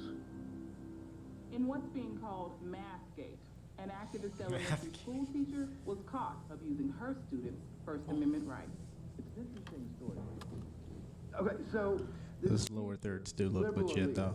tells this innocent little first grade kid that his answer is wrong. Only her answer is acceptable. Yeah, from what I hear, she doesn't even keep these students for more than a year. After that, they all leave her and go to another teacher. It's called graduating. So it's creating some good, healthy debate in this country. Some experts say that 2 + 2 = 4. Others say that it's 22. No, they don't. Look, if you hate America that much, why don't you just go teach in commie France? Oh my God. Hello. Hello, Mrs. Wells. This is looking really expensive. Decided that for everyone's benefit, your services will no longer be required. For everyone's benefit? How about the kids? I need you to come by the school tomorrow. We don't need you radicalizing our students anymore.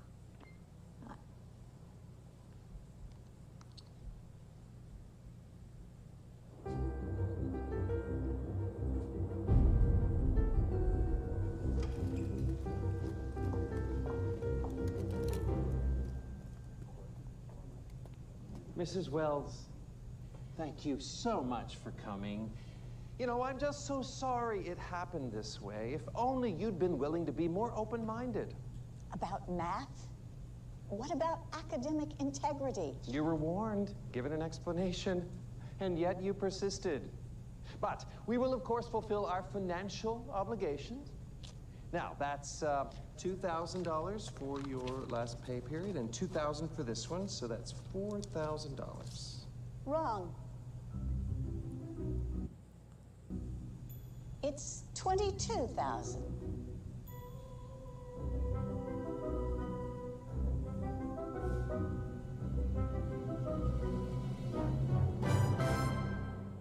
Pay me, bitch.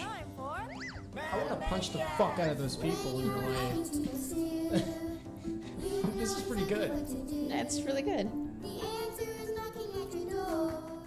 So what do you guys think? It was really good. It's actually really good. It was, I think the production value was really good. I love the colors in it. There's something beautiful about those pastel-y colors. It just screams to me. I don't know, just like it's bright, but it's not super bright. So, you know, it's friendly, but it's a darker take on friendly. This goes more political.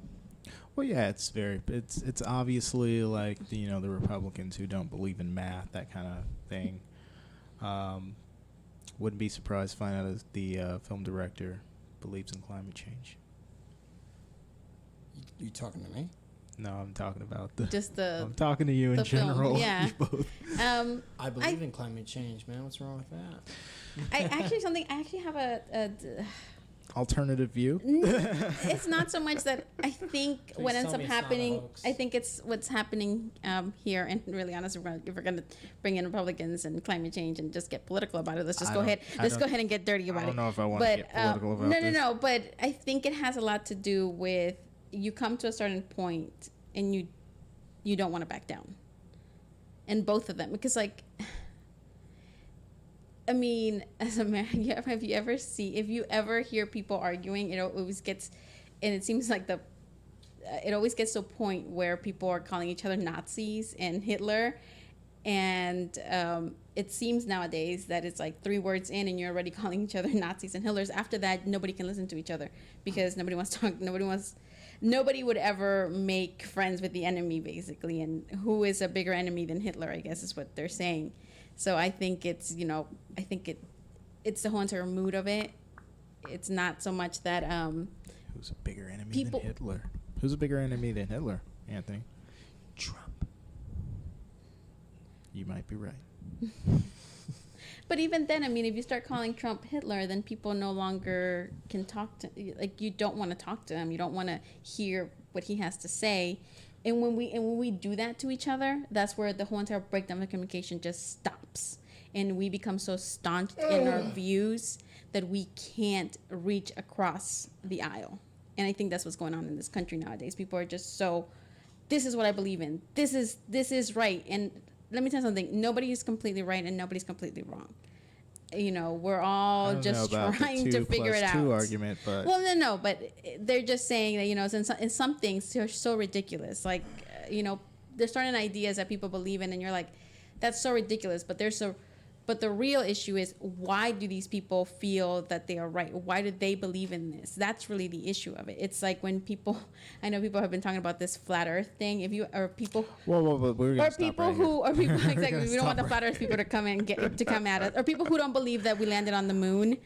No matter what you do, no matter how you explain it to them, they just won't believe. Yeah. And let me tell you, and I'm gonna tell you what it really is. Let's stop. You said flat Earth.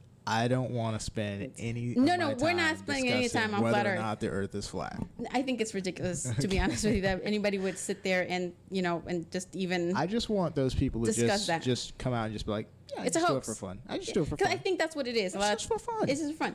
But I think, I think it's even. Did you guys hear that? I think it was just us moving around. Okay, it's probably. And I also think that people who sit there and like JF Kennedy was killed by the government, 9/11 was an inside job. The moon landing wasn't true, and I think the moon landing is one that I think when you see it, you're like, there's no way that Hollywood could have pulled it off, because we're just, I mean, the sheer. I always tell people. So let's get back to the. No, well, yeah, what I'm saying, I'm just saying, like the sheer amount of people that would have to sit there and collude and collaborate. It's ridiculous. It's like just 2 people can't keep a secret from each other most of the time. Well, in the words of Lenny Jones. In the words of Lenny Jones, logic is not the point. And that's what this thing is. And apparently that's what it is. But you're not entitled to your facts. I like that. I like that. As much as I like your haircut. Yeah, but I mean, like I said, I loved it. The haircut, the little facial style you have here. Really? No, I preferred the one with the whole gold teeth stuff. Come on now. I prefer that. Come on now. Kind of look like Satan. Yeah, so what do you think about this film, Anthony? How do you feel that it looked overall? How was the film overall to you? I think it has a very stupendous message. Stupendous, you mean? Stupendous message. Okay. It's got a stupid message, but it's so funny and good. Yeah. It gives you like the opposite. Like this is barely. I know this is not true. You know they can't do that shit to you because 2 + 2 is 22. You'd be surprised when people think I like the originality of it. They can. There's a lot of stories that are not exactly this, but very, very close to. This is essentially what this story is about. It gives you how like today's society is. Yeah, that's what it's talking about. It's like society that we live in. It's like you're think about you're this. not entitled to your own opinion. Yeah, but think about this. No, you're entitled to your opinion as long as it is. It just might be wrong. But think about this. Why is it... You can't have an opinion. That's what they're saying. Well, why is it that people disagree on things like math and science and things like that? It's because it isn't just the culture of today. I think science has always been at odds with like religion, with like, you know, quack doctory, with like quack science and all that stuff. So I mean, this is like an age-old thing where people who have just beliefs that they picked up from their parents or whatever are basically going to battle with people who go to college and you actually know climate science and stuff. Yeah, exactly. I completely and utterly agree with you on that. But back to the way this film. What do you guys think? So if you had to rate it 1 to 10, what's your rating? It just really depends on. Let's say. What are we rating it on? I mean, let's say that. What is the scale? Let's say the scale is a 10 is like the best in the world. Like I mean, Martin Scorsese, Steven Spielberg. You can't do that because it's a short film. I mean, you have to do it to other short films. We're talking about craft more. More about craft, I mean? Okay. Yeah, because lighting is a principle that you can look at in a short film or a feature. It doesn't really matter. Okay. So, what do you guys think about just what it is, it being what it is? I think it's for a short film. For a short film, I really liked it. I liked how they talk about I specifically like how there's callbacks to certain things that they said, and then they go ahead and they bring it, you know. Especially with the people sitting at the desk, she goes in to talk to the principal and the mayor. That's like the Nuremberg trials. They called her Nazi. You know, it's like there is a lot of layers to it. That those scenes, you know, it's like the lone person walking into. That is basically Mr. Smith goes to Washington right there. That walking down that long aisle. So it just really depends on how much you know. And then I love the lighting actually here, where it's like the two lights. I love the lighting all the way through. Yeah, I love specifically in this scene right here. They were just. I love that she's getting lit from both sides because you know you feel that those. It's almost like the eyes is that shadow. You know, it's because they're piercing into her and they're creating these two shadows behind her. I think that's really nice. It's the silliest things that I look at, but I like that it gives you that. You know, you're underneath these hot lights and you're being forced to say or believe something that you truly deep down in your heart do not believe, and it's emotionally it's good. Mm-hmm. Anything else? Anybody else? Overall, it's okay. I'll go 7. I'll go 8. Yeah, I think it's an for me. I think it's an 8 because I think it's for what it is for a short film. I think it's, you know, like I said, craftsmanship is great, acting is good. I like the lighting, like just like you. I think the concept is very funny, and it goes from the progression is like, you know, it starts out this way and then it blows up, and then it has that resolution, which I think is really clever. Just reached an 8.5 with me. You know, the more I consider all the things that are pretty well done, the lighting, the pacing, all of the elements here.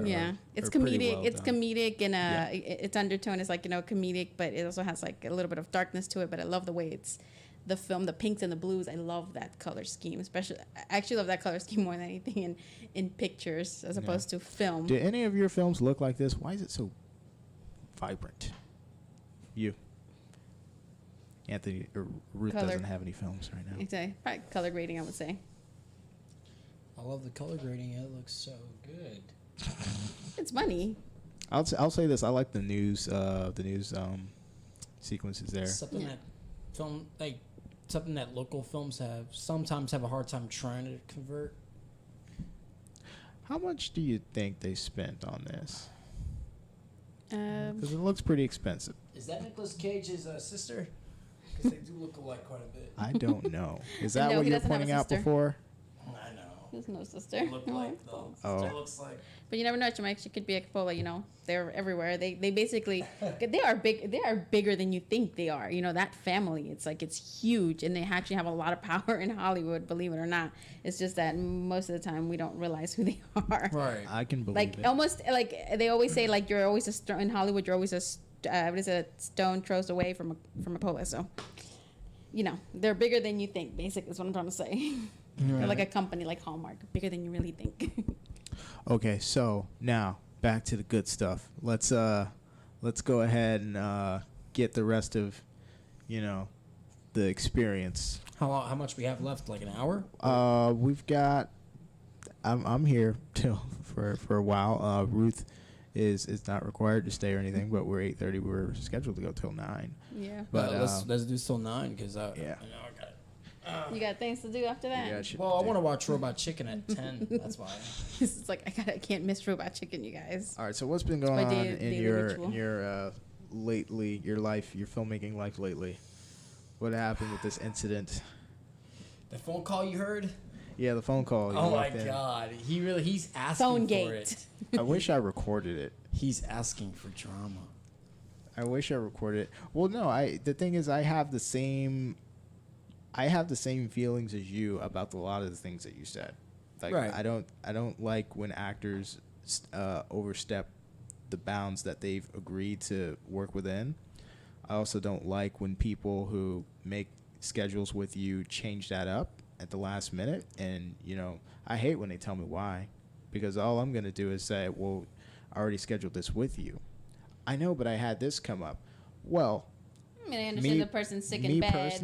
Me personally, I always ask people, not only when they're available, but is there any possibility that, you may have something that comes up that you may have to cancel? And if anyone says yes, I don't plan that day with them, because I basically expect anyone I work with, if I if I block out that time on my schedule, you need to block that out too. If anything comes up, you're busy. You don't blow me off. You're busy, and or at least give you the courtesy of telling you in advance, hey, I got sick, I can't make it. My mom's in the hospital, I gotta go see her. No, that's completely different. That's legit. Like, so if you get sick, or but even then, I mean, we all carry our. Let me tell you something. We all sleep with this thing. You can't send a text to somebody and tell them, hey, instead of having the person sit there and wait for you. If it's a no call, no show, and you could have done that, it's just I'm never working with them again. Well, but here's what. Yeah, so tell us what's going on with you. So I've had a few people flaking out because of stupid reasons, like it's non-paid and all that stuff. It's like non-paid, excuses.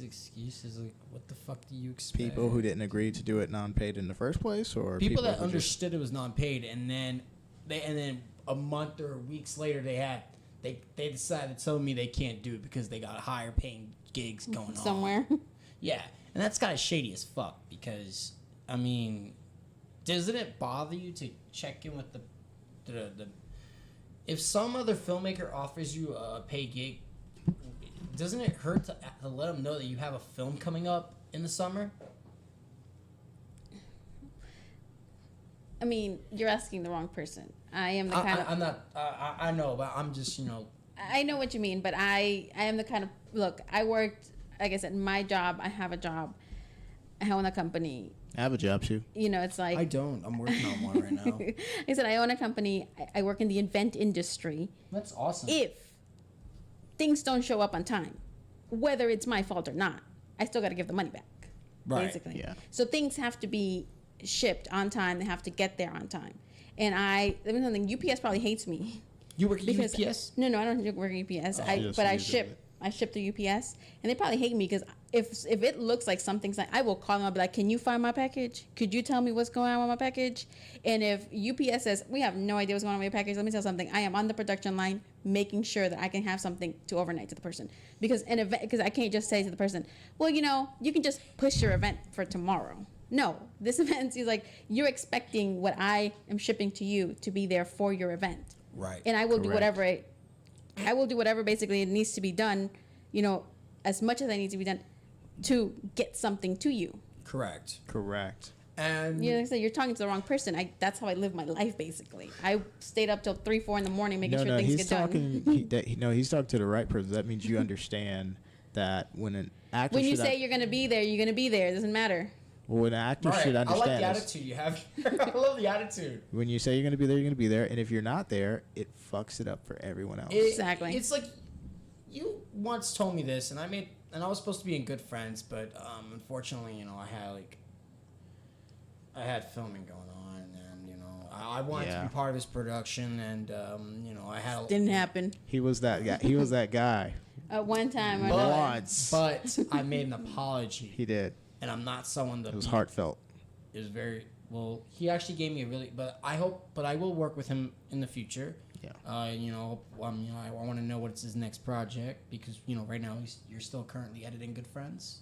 You talking about me? Yeah, I'm talking to you. Who I'm talking to? That guy up there? Well, you're saying it's just when you were talking to him. I was like, wait, what is he? I mean, what's your next project? Oh well, actually, we just started Headstones. Headstone is going to be Tampa Film Network's next short. Am I in it?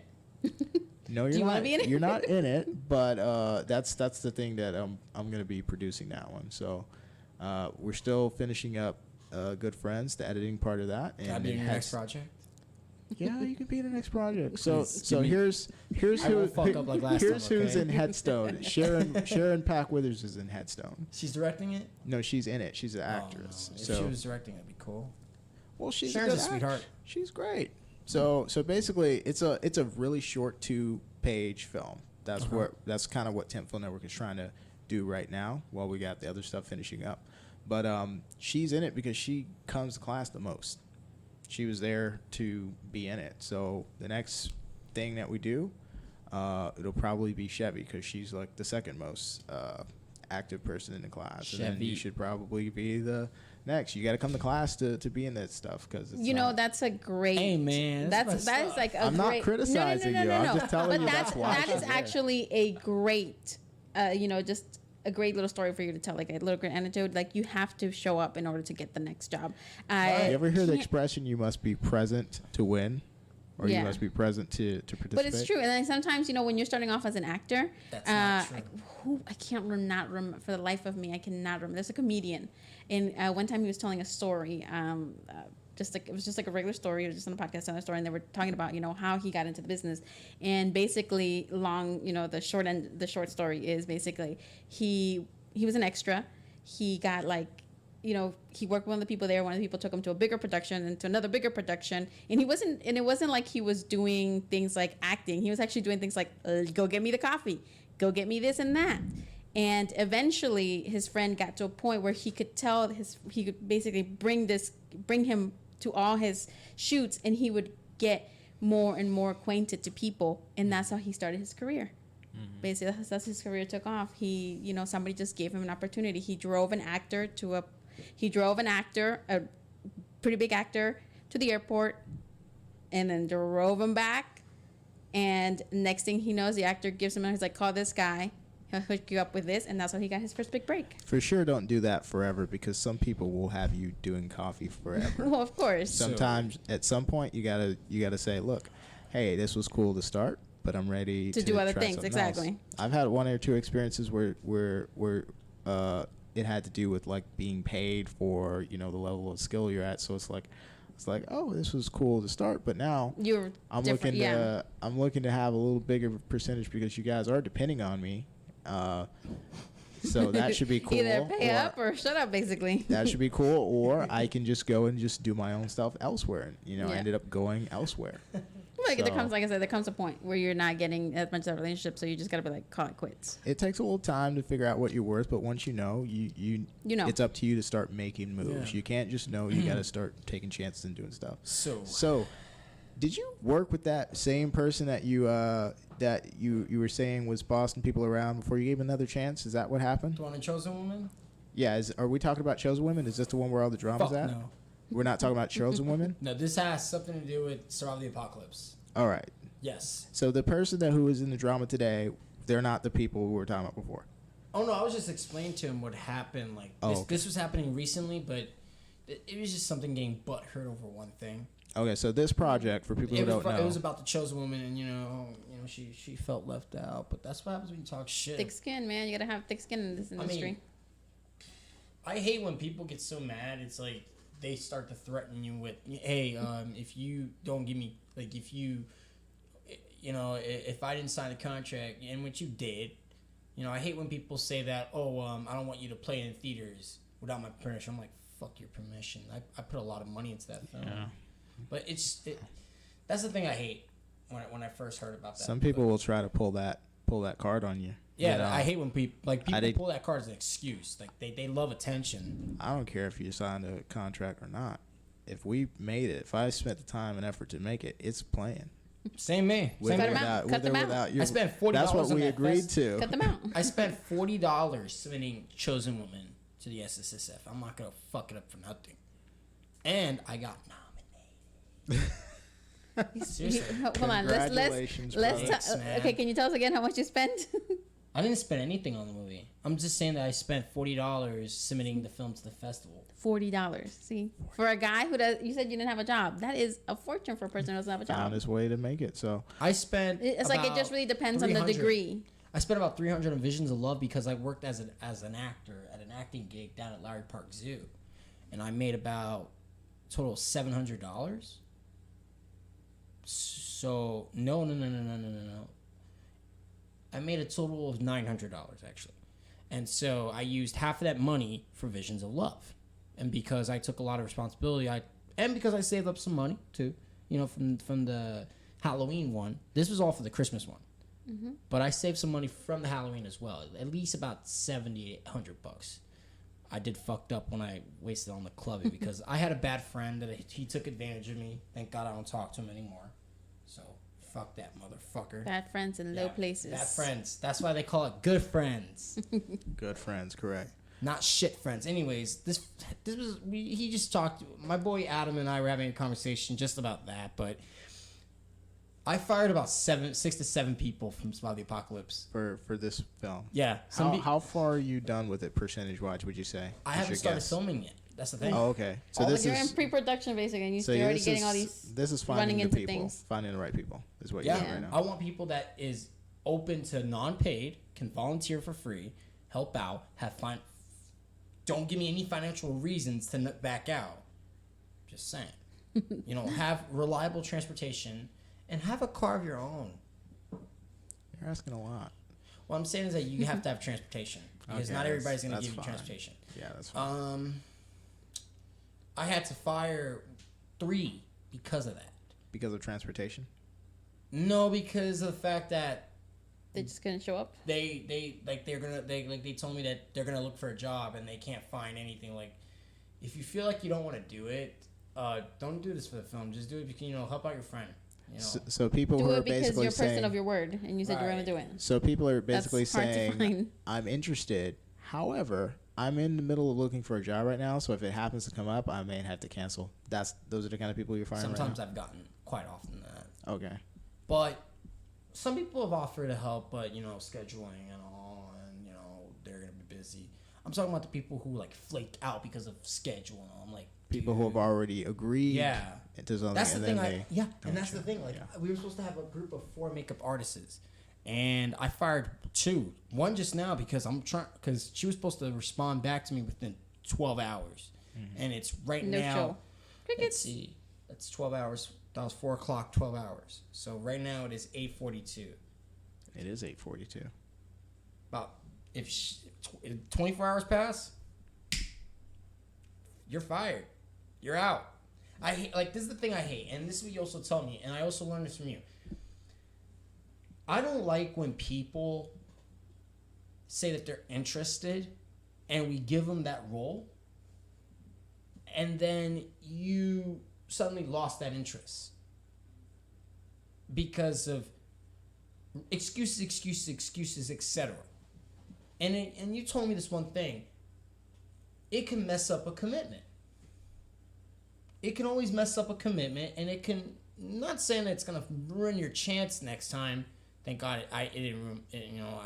At least I have an opportunity with you again, because I've been straightforward with you about it, extremely straightforward, 100% with you. Some people have not been 100% with me. Some have been pretty sincere and very nice, and they said thank you for the opportunity, and that's nice. That I can excuse that because hell, you want to get paid, that's fine, but I just wish you would have turned it down.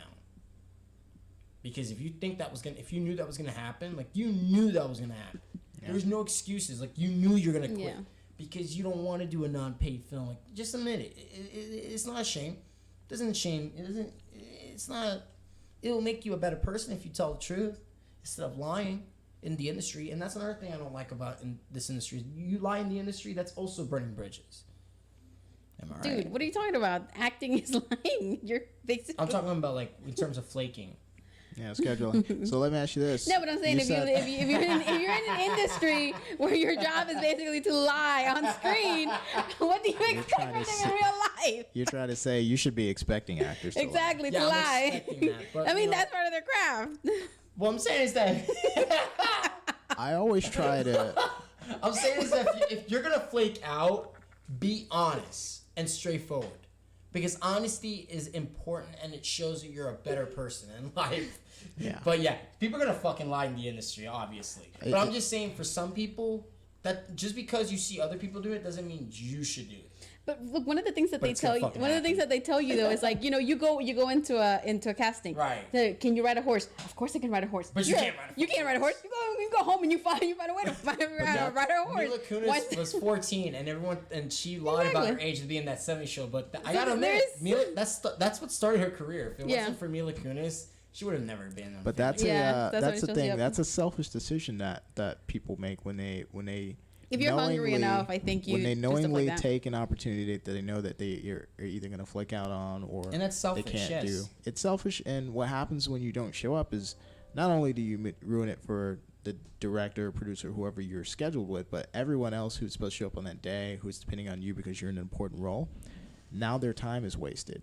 Right. And that hurts the director way more than you not being there. It's just the other people knowing and feeling like the director is picking wrong people. Why should I work with this director who picks people who don't show up? It reflects badly on people who try to schedule stuff. And that's why some people are, if I keep doing that in the future, people are not going to want to work with me because they know that I'm weak. They'll think I'm weak. Yeah, they'll think you don't know how to pick the right people. So I want to be very careful next time. And thank God I'm a little careful, but I want to be very, very careful, like legit careful. Yeah. I want to be very I don't want to be too selective because that can lead to errors in life. That can lead to problems during the making of a film. You want to cast the people who did the audition perfect and they met your expectations. Don't go selecting a girl or a guy because you think they're handsome or their looks or whatever, because then that can lead to problems in filmmaking, and that's kind of there is directors that definitely go for a certain type of actor because, like, this is the look I want. But that is very specific to a director saying, I don't like her just because I think I'm going to sleep with her, or I'm going to sleep where it's going to be my boy toy. That's something that's very different. But there is directors who specifically say, I have a certain look in mind, I want a certain person, and they're willing to sit there and basically teach these people how to do exactly. There's a very big difference. I think you have to definitely. That's something I don't really like. If an actress were to ask me, "Hey, I'll sleep with you if you cast me in a role," the answer is going to be no. Let me just admit that the answer is going to be no. Never any sex that you're going to trade for a role. No, sex is never the solution to filmmaking. That's exactly. That's what they all say until they get money, and then they're like, I can do whatever the hell I want to do. That's how you get into the Me Too movement. So no, I'm not going to risk it. I'm just looking out for my own safety, and I care about filmmaking. I'm not here to make films for the sex. I'm here to make films for the art and creativity. There you go, a true artist. Not to mention politics and fucking awards. If I ever get selected in an Academy Award, I'm not going to say, fuck the president. No, I'm just going to talk about what I love about the film and what made me gotten this far. Thank my family, thank the film, thank the studio, et cetera, et cetera. If you're a director, you definitely have a certain stamp that you're putting on your film. Whatever your film is saying is probably, directly, a stand on whatever it is that you're talking about. Your story has to do something with, like, we live in a society. We are not no man is an island, and whatever it is that you're putting out there eventually a part of you. Whether it's political or emotional, it is your idea. That are going to have political messages. Regardless whether you want it or not, you don't have to necessarily sit there and verbally talk about it. You can show it, and that's what people do. That's what films are, Yeah, and I don't appreciate, crew members as well. This also applies to crew. Looking for reasons to back out. What would that sound like? Oh, I have something personal going on in my life, whatever, something like that. Mm-hmm. Not saying that up front. Like, I am interested. However, I am going through some things, It can. I'm depressed. That's a little iffy right there. But, like, I'm just saying, like, if I want you to do. Like, I am working on a couple other projects, so, I just want to make sure my schedule line up. Like, say I want to cast you as an ice cream man. I can't see you as an ice cream man. I don't know what that's supposed to mean. I just don't see you as an ice cream man. Look, He could be an ice cream if he wants to. I can ride around those creepy looking trucks just I like can see you as anybody a else. clown, but that's about it. Ooh, burn. No, he's mostly Childish Gambino. His cousin. His cousin. Okay. Yeah, his cousin. There you go. But talking about, you have situations going on is not an excuse to Right. like in terms of filmmaking. You go to a job, if you have a job and you say that to your manager, hey, I can't come to work today because my girlfriend broke up with me, or because that and also, Well, when you're trying to get a job, if you're trying to get a job, one thing you don't do is start talking about the Your issues that they're problems. going to have to deal with if they hire yeah, you. like you're gonna be like, why would I take him? Pass him up for the other guy. Like say you're my boss, hey CJ, I'm not gonna come to work tonight because there are some things currently going on in my personal world. I'll still clean up your toilets, but Okay, Not Bob. today. Okay, Bob. Bob, I'm promoting you to customer. All right? and I'm firing you. You don't even have to come in when I schedule it. You just come in when you want. You're a customer now. So that There means, you like, go. I'm just saying, like, you pull that That's shit. Alexis. You pull that shit at work, you're gonna get fired. Yeah. So it's the same thing as fire. I like say that I want you to play the ice cream truck, but but then you have one scene, right? And then we're also looking for audio, and I would love for you to be audio. And Not doing it on a feature film. Too long, too much of a commitment. But say that you said yes, right? I can probably Say. do a limited amount. I will consider a limited amount, but what I'm saying is I don't engage in feature films at all right Understandable. But say for example you did, now. Right. and you don't mind it, but then I call you up for the crew meeting, and then you tell me this on the same day as the crew meeting. That's what I don't like. Is that you say it on the same day, and then it's just unprofessional. Oh, if you're going to say no, equipment's say there. no sooner. You're ready. Yeah. You're Say ready no to on go. the first day. What I'm saying Well- is that, if you're gonna if I were to offer you a role or a position, Don't wait till the day when we got to do something to tell us that you're not going to You're not take gonna it. show up. Yeah. Don't wait till the day. If you're not gonna do it, just turn it down. But don't go say yes, and then weeks later you telling me that, hey, I won't be able to do it because of my schedule and shit. That's another thing that was going on in drama. That is gonna hurt you in the future. And if you ask me for another role again, how the fuck do I know? Mm-hmm. I'm getting so intense in here. How the fuck do I know that you're not gonna fuck this one up again like last time? That's what concerns me. And I had that happen with actors who sent auditions. That's another thing I can't stand. You ask me for a role, and I send you the audition submissions, and you don't get them by the deadline. Must mean you don't want it. Exactly. And then this is the second time this actor has done it. So if I were to, what makes you think I would do? I would Hire send you you, the audition. yeah. Yeah. What makes you think? Like I would love to select you, but if you can't really submit an audition by the deadline, then I don't know what to say. I mean, I think sometimes also Hollywood is small. Exactly. It's a small town. It's people think it's a big town. It's not. It's a small industry, a small town. It just makes a lot of money, and it's prominent. Atlanta's a big one. It's prominent. But think about it if you're even in a smaller place like here. I'm pretty sure eventually you get to know everybody who's in. You're all hanging around the same spots. You're all doing the same things. Watching the same podcast. Exactly, watching the same podcast. And also, eventually you get to know each other, and somebody tells you I'm doing this, and you're going to tell the person, don't hire him. Didn't show up. So after all this shit that I'm going through, I fired them. The only ones that are still committed are my director of photographer, which is cinematographer. I hate when people ask photographer. I'm like, no, director of photography would basically mean cinematography. Photographer. Yeah. It says it on every credit. Wait, when people ask. Yeah, people get confused with photographer. What is that? What do you mean? Like when I mention, so I got my director of photography guy doing it, and then this guy or this man or woman asked me, "Are you talking about photographer?" I'm like, "No, Different field, people." I'm like, "No, you dumbass. Director of photography is cinematography." Hopefully you didn't say that, but No, we have photographers like when we. Yeah, you do need we have, some. We have media, so. This poster right here, like I see the credits right there. Let me see the credits. Robert Richardson, director of photographer. Oh, he takes pictures? No, it's obvious he's a cinematographer. Yeah. Well, some people don't realize. Well, it's a motion. What is what? Yeah. But I'm the just thing kidding. is, Like, yes, you can't just. but it's not an actual cinematographer who's getting confused with that term, right? it's somebody trying to break Because into that the would be a industry. little bit different. That'd be like, Right. look, you never heard the term DP, Yeah, DP. and you're a cinematographer? Yeah.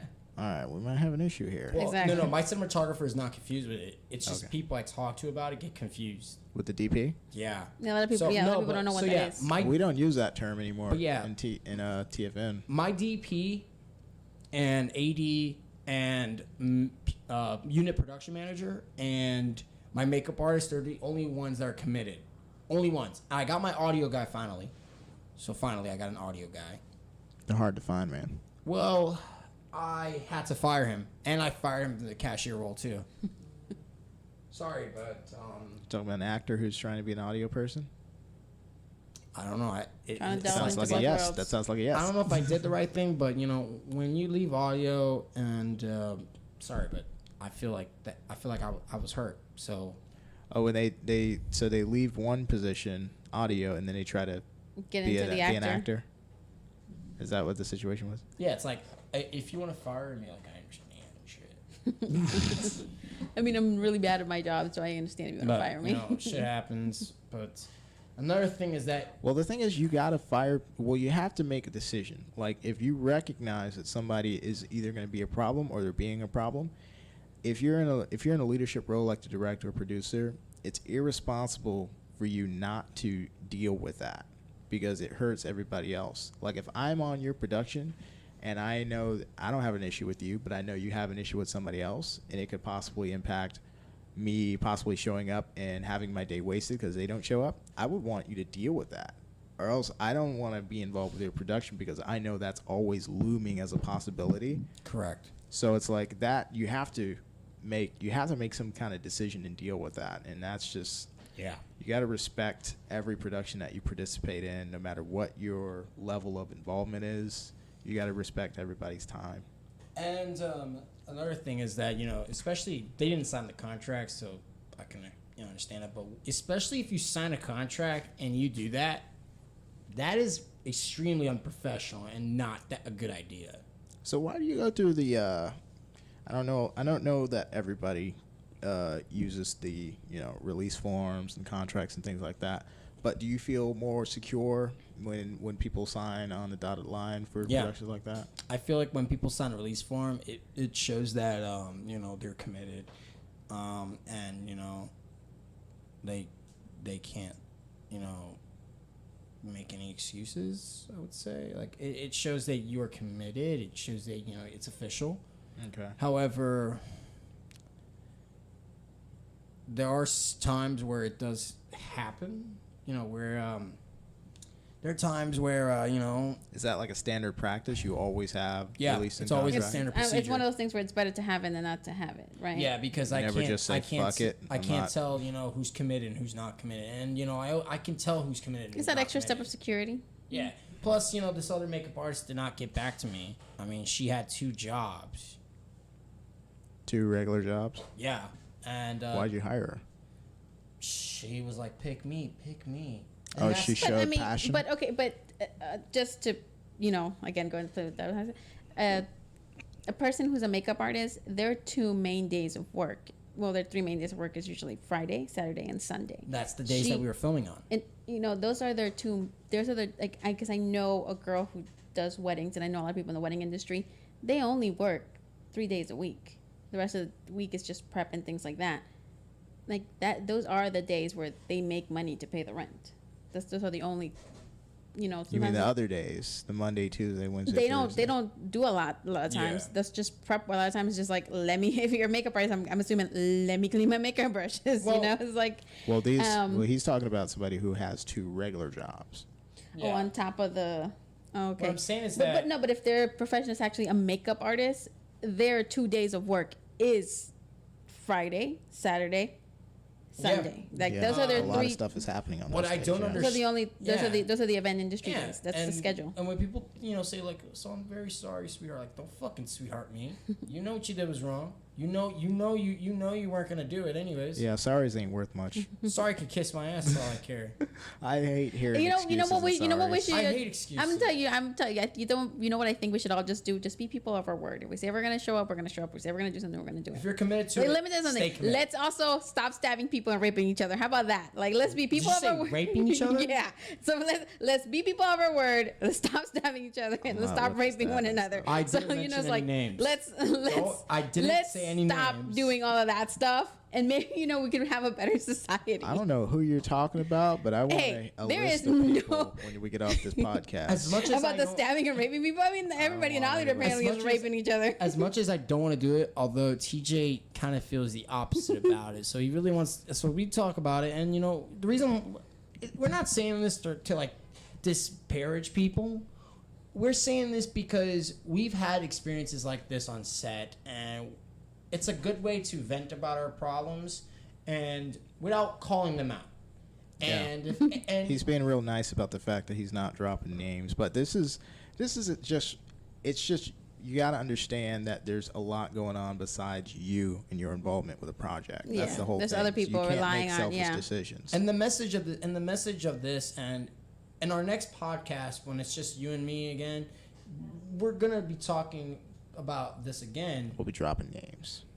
We won't be dropping names. We'll be dropping names, pictures, Facebook accounts, all that shit. You're gonna have like a whole entire list of them. And their address. We won't do that. We'll keep it nice and civil and pleasant and professional. But anyways, like the message of this is we'll do that offline though. Shut up. No images. He just wants the audio. Just the audio. Just the audio. We want to have every up and coming filmmaker to watch this podcast and understand what it's like, to what be it's in really this like, industry. yeah. And I don't want to burn bridges with anyone, Not a good idea. Not a good idea. My whole motivation is to talk about movies and talk about filmmaking and what's my priorities and what got me this far and all that, and I will always keep talking about it. That's always been my main goal of life, is to pursue to talk about filmmaking. But I also want to talk about the side effects of filmmaking, especially when you're an up-and-coming filmmaker. Yeah.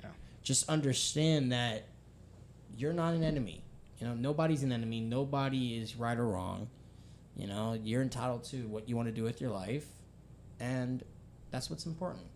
Yeah. Always be yourself in filmmaking. Don't let if people don't like working with you, just understand that they're not really committed. They're just here because they just want to take advantage of you. They just want that demo. They just want that. A lot of actors are like that. They're thirsty for that demo. Is what I'm saying. They're so thirsty. As they should be. They should be thirsty for demo reel, but then act like it's something important. But treat it like a gift. Yeah. It's like somebody's giving you an opportunity. Basically, this is a stupid analogy, but it's like stopping at a traffic light and there's no color lights. There's no red, blue. There's no red, or yellow or green. Treat it like really weird. Treat it like a stop sign, okay? Treat it like every other signal. Just follow it. I'm fucking with you. No, but seriously, like that analogy made no sense. I know, right? Especially when you were talking about blue, I was like, wait, hold on. Well, Santos. I'm just wondering. Wait, hold on. Are you Santos wanted me to entertain him, so I'm just entertaining him. Oh yeah, I was talking to him. I was trying to get him on, but get him on. I want to talk with him. Santos, if you're watching this video, come on over. Bring your ass over here. I want to meet you, man.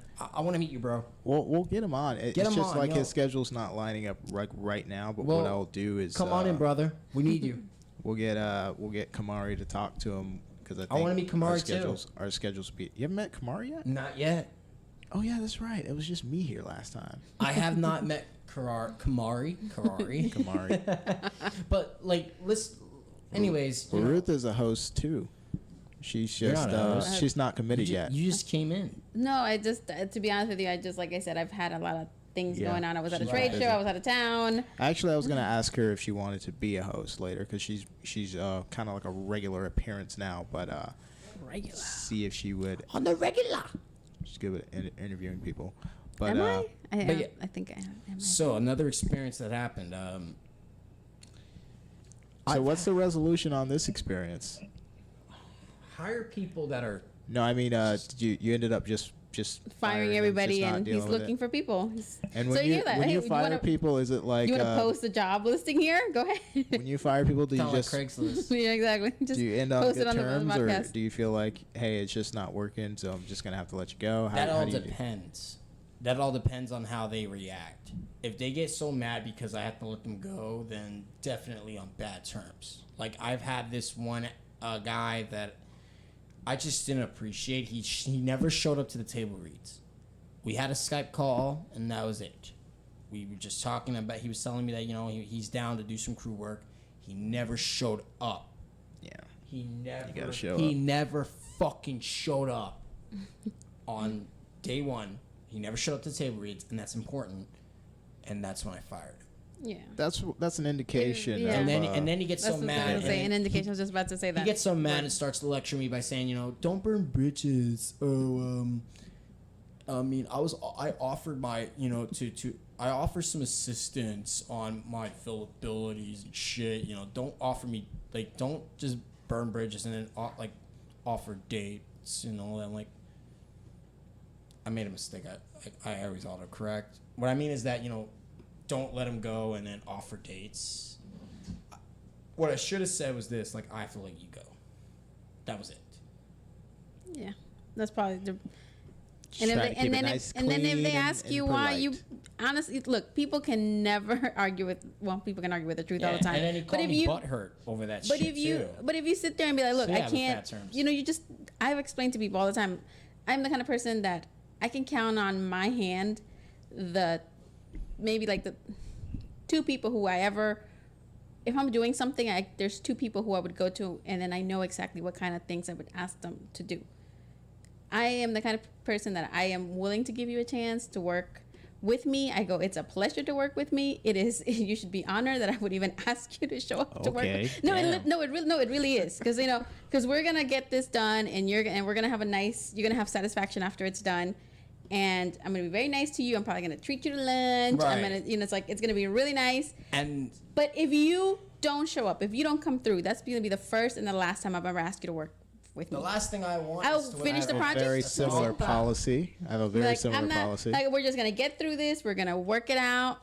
And now you can ask me to work with you, and I'll be like, sure. But I will never ask you to work with me ever again. There's a big difference. No, I was saying, was it too loud? No, I'm just saying Oh, okay. that I almost run it it's like 9. It's past 9 now. Oh yeah. He needs to go Yeah, watch Robot Chicken. We gotta wrap this Well, up. I need a ride though. No, but anyways, look. I understand if you have a parental problem, if someone has surgery and all that, regarding all that stuff, but Emergency. Legit emergency. Don't say yes to something that you're really not going to do. Yeah. Be a person of your word. It's common sense. It's not rocket science. Don't hold a spot, basically. Yeah, don't fuck with me. I'm just saying. Don't hold a spot. Don't say yes to a role and sit on it, waiting for something better to come along. And then if nothing better comes, you take it. And if something better comes, you just flake out on this. It's not right. I can't stand people flaking out, and I understand. People could flake. Now, casting is a whole different story because, letting me know 2 months before, that's okay. It's just 2 months. That you can't do it? Yeah. Oh, okay. It's just 2 months. Yeah. That's 2 months prior. What I don't appreciate is crew. Because crew? That's what thing I don't appreciate because I'm working my ass off. I'm raising money. I've raised about $1,332, and I'm still raising money. I'm still helping out. And crews become kind of like families, and Crews, you guys families, work, and you work and you really do work like you said, like a team. That's why I'm mad. And each one is, you're basically doing things to accommodate the person next to you. Right. So I can understand why you would. Well, the crew and the actors are all one team, but it seems like the crew should have a more consistent understanding exactly of what it's like on the backside, just trying to put everything together. Yeah. I don't want to do a movie when it's just 2 people on the crew side. That's pain. It ain't fun. And I'm in the film too. I'm playing the main character. I can't do the camera work and all that stuff. So that's a whole pain in the fucking ass for me. And that's another thing. This is why I always do this. 3 table reads. You fuck up on one, that's okay. Everybody's allowed. Second chance is to redeem yourself. You fuck that up again, I'm gonna give you the one last chance. You fuck it up again, you're done. When you say 3 fuck strikes, it up, you're out. You mean not calm or just not do a good job? Not Okay, all show 3? up. Crew applies to crew and cast. So you will give them 3 times of not showing up. 3 times. You don't What's your show. policy? Is once. Mine's is just once. Mine is also once. I give him 3 Like chances. if you don't, and I mean when I say once, it's like you don't even call me to let me know you're not gonna show up for anything, or you know, or you decide that, hey, you know, to call me like 15 minutes before everybody's there waiting for you. You're like, hey, I'm not gonna be able to make it. I'm so sorry. Or if I've had people who I've worked with and we had meetings, like even at church doing other activities, people be like, I can't show up for this or that, but they'll say, but if you put me on the phone, I can at least listen to the conversation and contribute. I'm like, okay, so I think that's a person who's actually trying. They might not have shown up, but they're trying to be there. That's very different than somebody who just doesn't care. Well, mine is a little bit different from that, and Anthony, maybe you'll adapt something similar to this in the future if you happen to go through this enough times. But basically, what I say, look at me making this about me. Sorry about that. But basically, what my current policy is basically you get, with me personally, 1 emergency. With Tampa Film Network, you get 2, but with me, it's 1 emergency, and I never want to know what the emergency is. Basically, if you can't make it on a day emergency. if you can't make it on a day that you said you would, basically all you tell me is just, I'm sorry, there was an emergency. It can be whatever you want it to be, but Everybody's different. Everybody's like, the emergency is different. I get it. Well, I don't want to get into the thing of, well, I would have showed up if it was me. I wouldn't have gone to the family reunion or whatever. Yeah. But also, it's only going to be one. It's only going to happen one time that either I can't do the shoot without you, or we have to use an alternate because you couldn't show up. I'm only going to do that once with each person. After that 1 emergency, because I'm familiar with how many emergencies people on average tend to have a year, then it's just, I can't work with you. You see, and I'm a little different. I'm even more different. You see, That's agreed to with everyone I work with long before we actually even start. Yeah, exactly. See, I completely agree with you on that. I've already said everything. I'm done now. He's like, no more. I need to go watch Robot Chicken. Oh yeah, we got to wrap it up. So I will continue all this on part 3. Part 3. But as long as it's just you and me, nothing against you. No. This is like you guys already had that conversation, so you just want to get into it. Want to finish it. So before you go, Anthony, did you want to drop any info about any of your projects, anything that you need to? Yes. You know, first of all, follow Anthony Caban on. He's gonna have a shout out here. Give me an Facebook right now. Yes, Instagram, Deadshot Pro. Please do. At Deadshot Pro's Instagram. Yes. Do you have a Twitter? It's on hiatus. Working on it. Okay. Still working on it. YouTube. YouTube. I'm working on Vimeo now. Vimeo. Vimeo is awesome, man. All right, brother. Vimeo is. We're filmmakers. Do you have a name to look up on there? I'm working on it. It's a work in progress. Definitely get there because you're a filmmaker. Yeah. You need to have a presence on either my Vimeo work is on YouTube. It's just that I not very proud of it. I'm still currently on projects. I don't have the time to do all that stuff right now. Go on if you haven't heard about Star of the Apocalypse. If you want to be a zombie, hit me up on Facebook. There you go. I will talk with you and see what we got. If you want to be a crew,